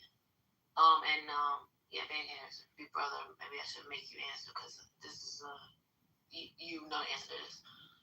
Well-being, one word or two. Nobody. I mean, y'all Google it. It's just stupid, but whatever. It's one word, right? That's how I've seen it. Is it? That's how I've seen it. Was that accurate? I don't know. They were like professional publications. Or was it like an impersonal where I've seen it? It was what? Corey? It wasn't like a personal writing, they're professional writing. It's like when they talk about outcomes. In the space that I work, like health outcomes and things like that, I say well-being as one word. So, technically, in the U.S., it should be two words hyphenated. There's a British version that is one whole word. But it is becoming conflated, and it irks me every time I see the one word by someone who doesn't know. This irks me. I've corrected it 3 times. I'm like, you're not British. Sorry. We do two words hyphenated. Yeah. I don't think it's a hard and fast rule, but it kind of irks me like when people write antitrust with a hyphen. Hello? But I thought antitrust is one word. Is that not true? Yes. Oh, well-being is two. Oh, okay. Got it. Yeah, it's like some people write antitrust as anti-hyphen. Oh no. Like I'm anti. Yes, because that's during I guess the Gilded Age. I guess that would be considered the Gilded Age. When they started to debate the Trust Busters. When they started doing the Trust Busters and Ida Tarbell, when she started writing about the Standard Oil Trust, she wrote anti-trust. But majority of people write it, I think, one word now. I mean, Sometimes we laugh at people when they write it too, like the anti-trust. We laugh. I would trust according to laws from our house.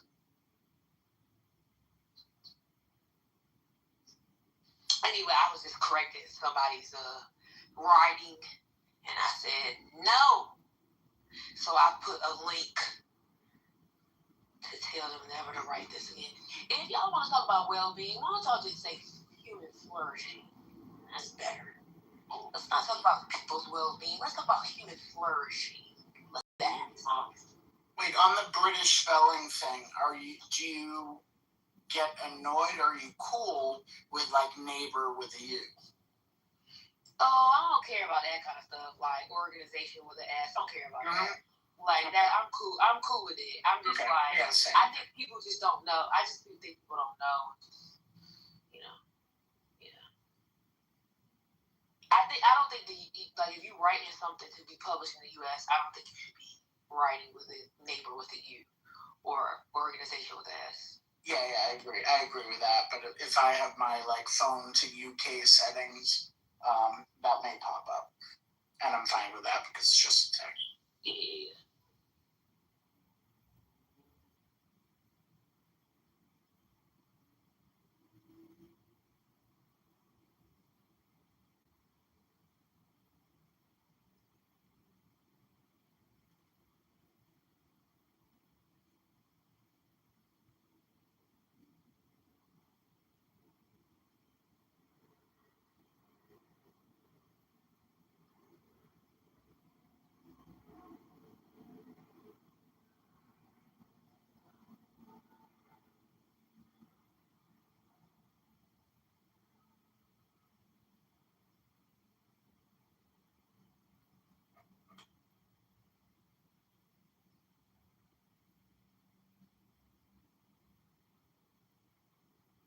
Britt, what time does the game come on? Hold on one second.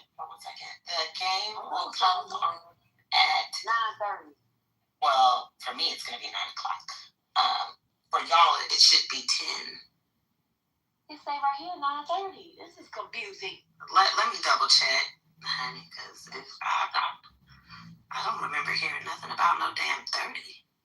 Yeah, no, it's 10 o'clock Eastern, because it's even on the... 9:30 here. Oh, okay, well, see, they're lying to you, because on the official lineup roster from the U.S. men's national soccer team,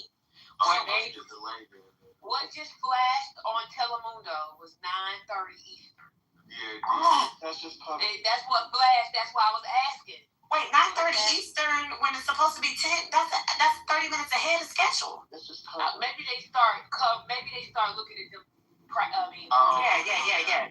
That would be coverage. So it does start at 10 o'clock Eastern. That would be nice for you, Brother Minnesota. Lord have mercy.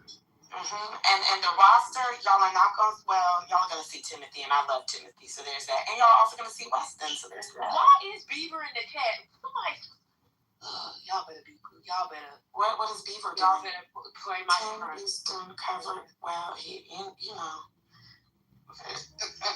Lord bless it. You don't know what it is. All day. Let me just tell y'all, all day I deal with that. All day. Sometimes. Oh, God. Oh, Spiritus, are you there? Yes, ma'am. Turkey team, who everybody's been going up for because they think that he's so attractive. He's made all the attractive soccer player lists. So he's the judge of that. Okay. Exactly. So that's one thing to look out for, and then you'll see Timothy, and so there's that. Well, thank you for that heads up. Episode 10, in case you're wondering. Oh, praise God! You will be up to date by this weekend. Oh, I can't wait. Yes, Gay Pride Weekend aside, I will be caught up. Oh my God! Watching the Polygamists? No, he's watching Love Island. He's a gay. But this is the clarification wasn't there. It took me out. I'm so sorry for that. That was a lot. That was extra, to be honest. Well, I mean, from one to another. How about that? I just think the white boy is bulimic because the first episode, I thought he had a decent body, shriveling away by episode 10. Well, I mean, you also have to remember they for all of them get put on a fake ass crash diet, and so because they're not eating like that, they all like lose a whole bunch of weight on that damn show as time goes on. I need to get on that show. I mean, Scotty, you can just get some GLP-1. What's going on? This is true. I'm too lazy. Yeah. Go ahead, get you a Wegovy. What's it called? Wegovy pill. What's it? Is it Wegovy? Yeah. I'm not lying. I'm not lying. I have eyes, and I see what's happening here. So I don't know. That's another. Wait, I'm not talking about no side effects. No, I'm just saying to you. You said yeah. that you need the diet. Okay. Yeah. And I know you okay, so I'm pretty sure you already had the Wegovy before it was out. So you better go ahead. Oh my. Yeah, I'm also Gen X too. So. What does that mean? You got Botox? That's what that means? What happened? What's going on? Who said that? Who's spreading lies? You got Botox. Spiritual. You got Botox. Oh, you can tell us. Who is spreading lies on this damn dirty I have lip fillers. Did you know that? All I'm saying, you know what? I'm not saying anything. Okay. I got lip fillers. You know what kind of lip fillers I got? Hello? I don't know what lip fillers are. Oh, you don't want to fall for it. Okay, I got you.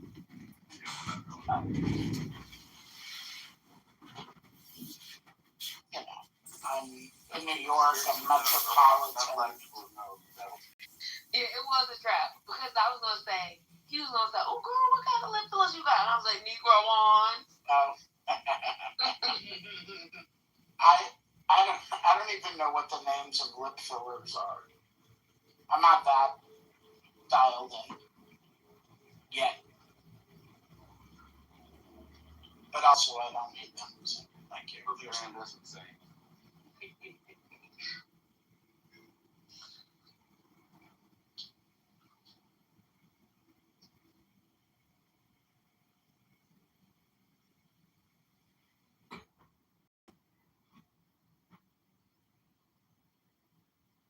Brett, are you there real quick? Brett? Yes. Yeah. Why does the guy talk like that? What was that guy doing? Which one? The guy, really tall guy. You're talking about Caleb? I mean, Corbin. You're talking about Corbin. I think Corbin, right? Mm-hmm. The one who's real tall. He's 6'4", 224 pounds. Corbin's special, okay? Corbin's special. I can't say too much positive about the boy, but I can't say too much negative neither. He just there.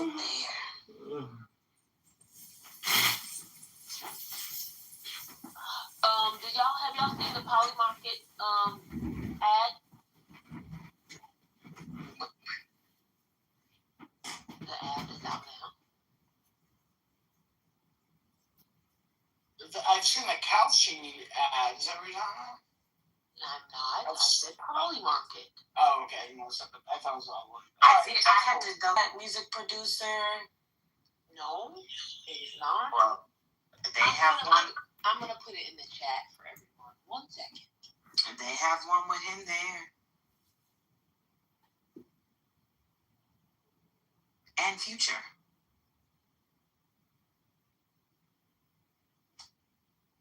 I see their soccer ad. Yo, Britt, are you there? I'm here. Can you hear me? Okay. No, we're not doing this tonight, Jordy. Y'all gonna have to open y'all own private. No. No. We're not doing this tonight. No. What are we doing? Watch what's gonna happen. Y'all watch in 5 minutes. Go.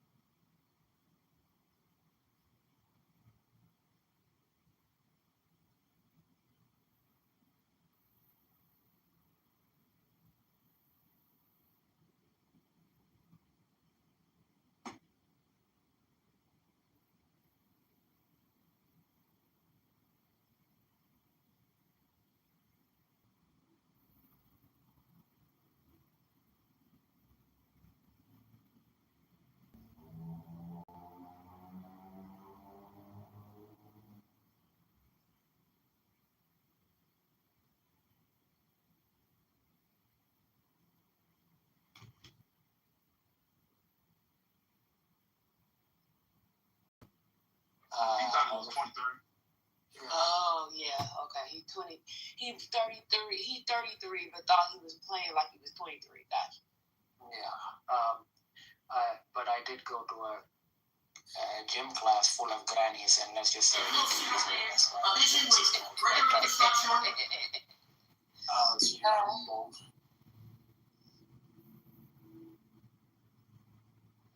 Sorry, a gym full of what?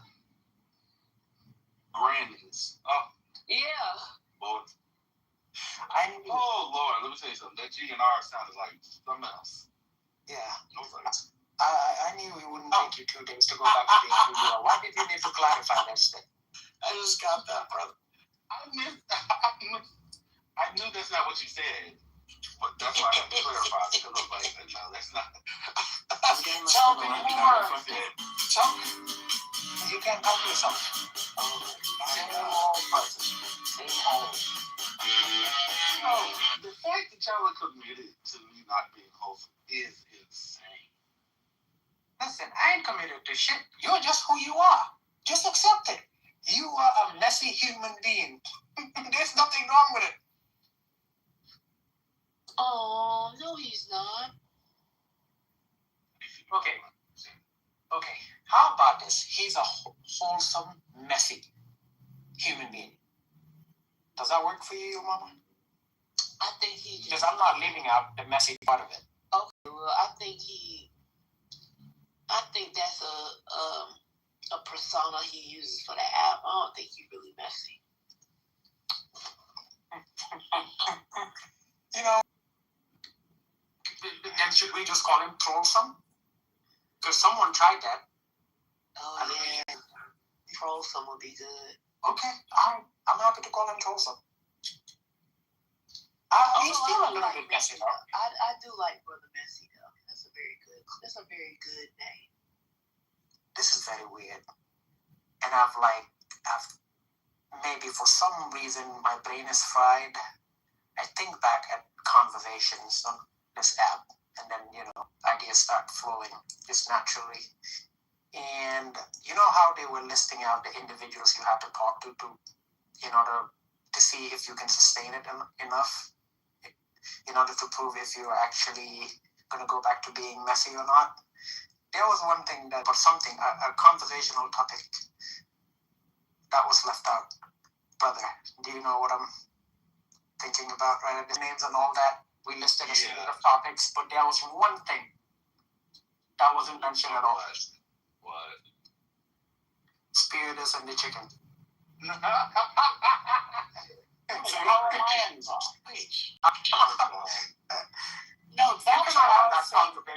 that's between us. It is between y'all. The rest of the room. No, he said I can't bring that up because it's not. Brother, look in the chat. Hurricane, can you change your picture? Because I can't. Every time I look at it, I can't see which eye's looking at me. That's what I love. Brother Roger, let me tell you something. I don't care what you say. That man got a Dojan from Mississippi and Alabama in the blood. Y'all can't tell me other. Well, I just want to say, brother, that in a world that rewards outrage, indecency, cynicism, etc., you are a breath of fresh air, and you are needed. Your decency, your quiet power, all of that is needed at this moment in this space. God bless. Your mama. Did this dude just sound like a politician to you? You've been around politicians enough to be able to tell. No. When someone seems like he's been practicing a stump speech. I was digging deep on that one between work emails. Nope. Not the cynicism line.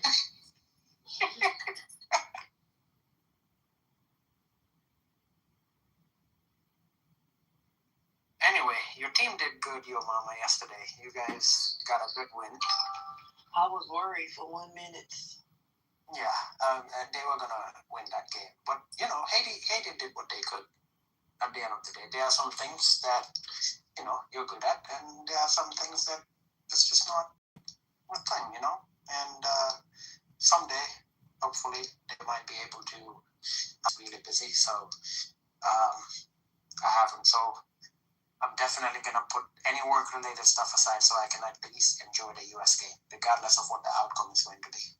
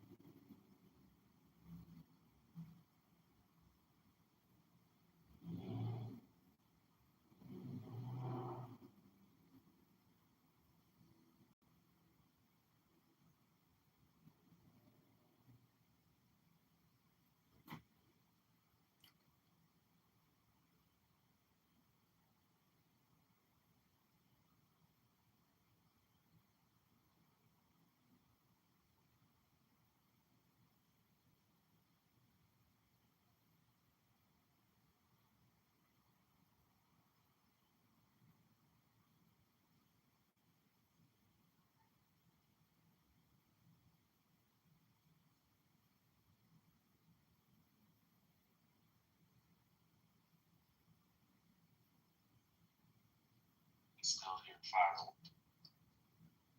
Still celebrating.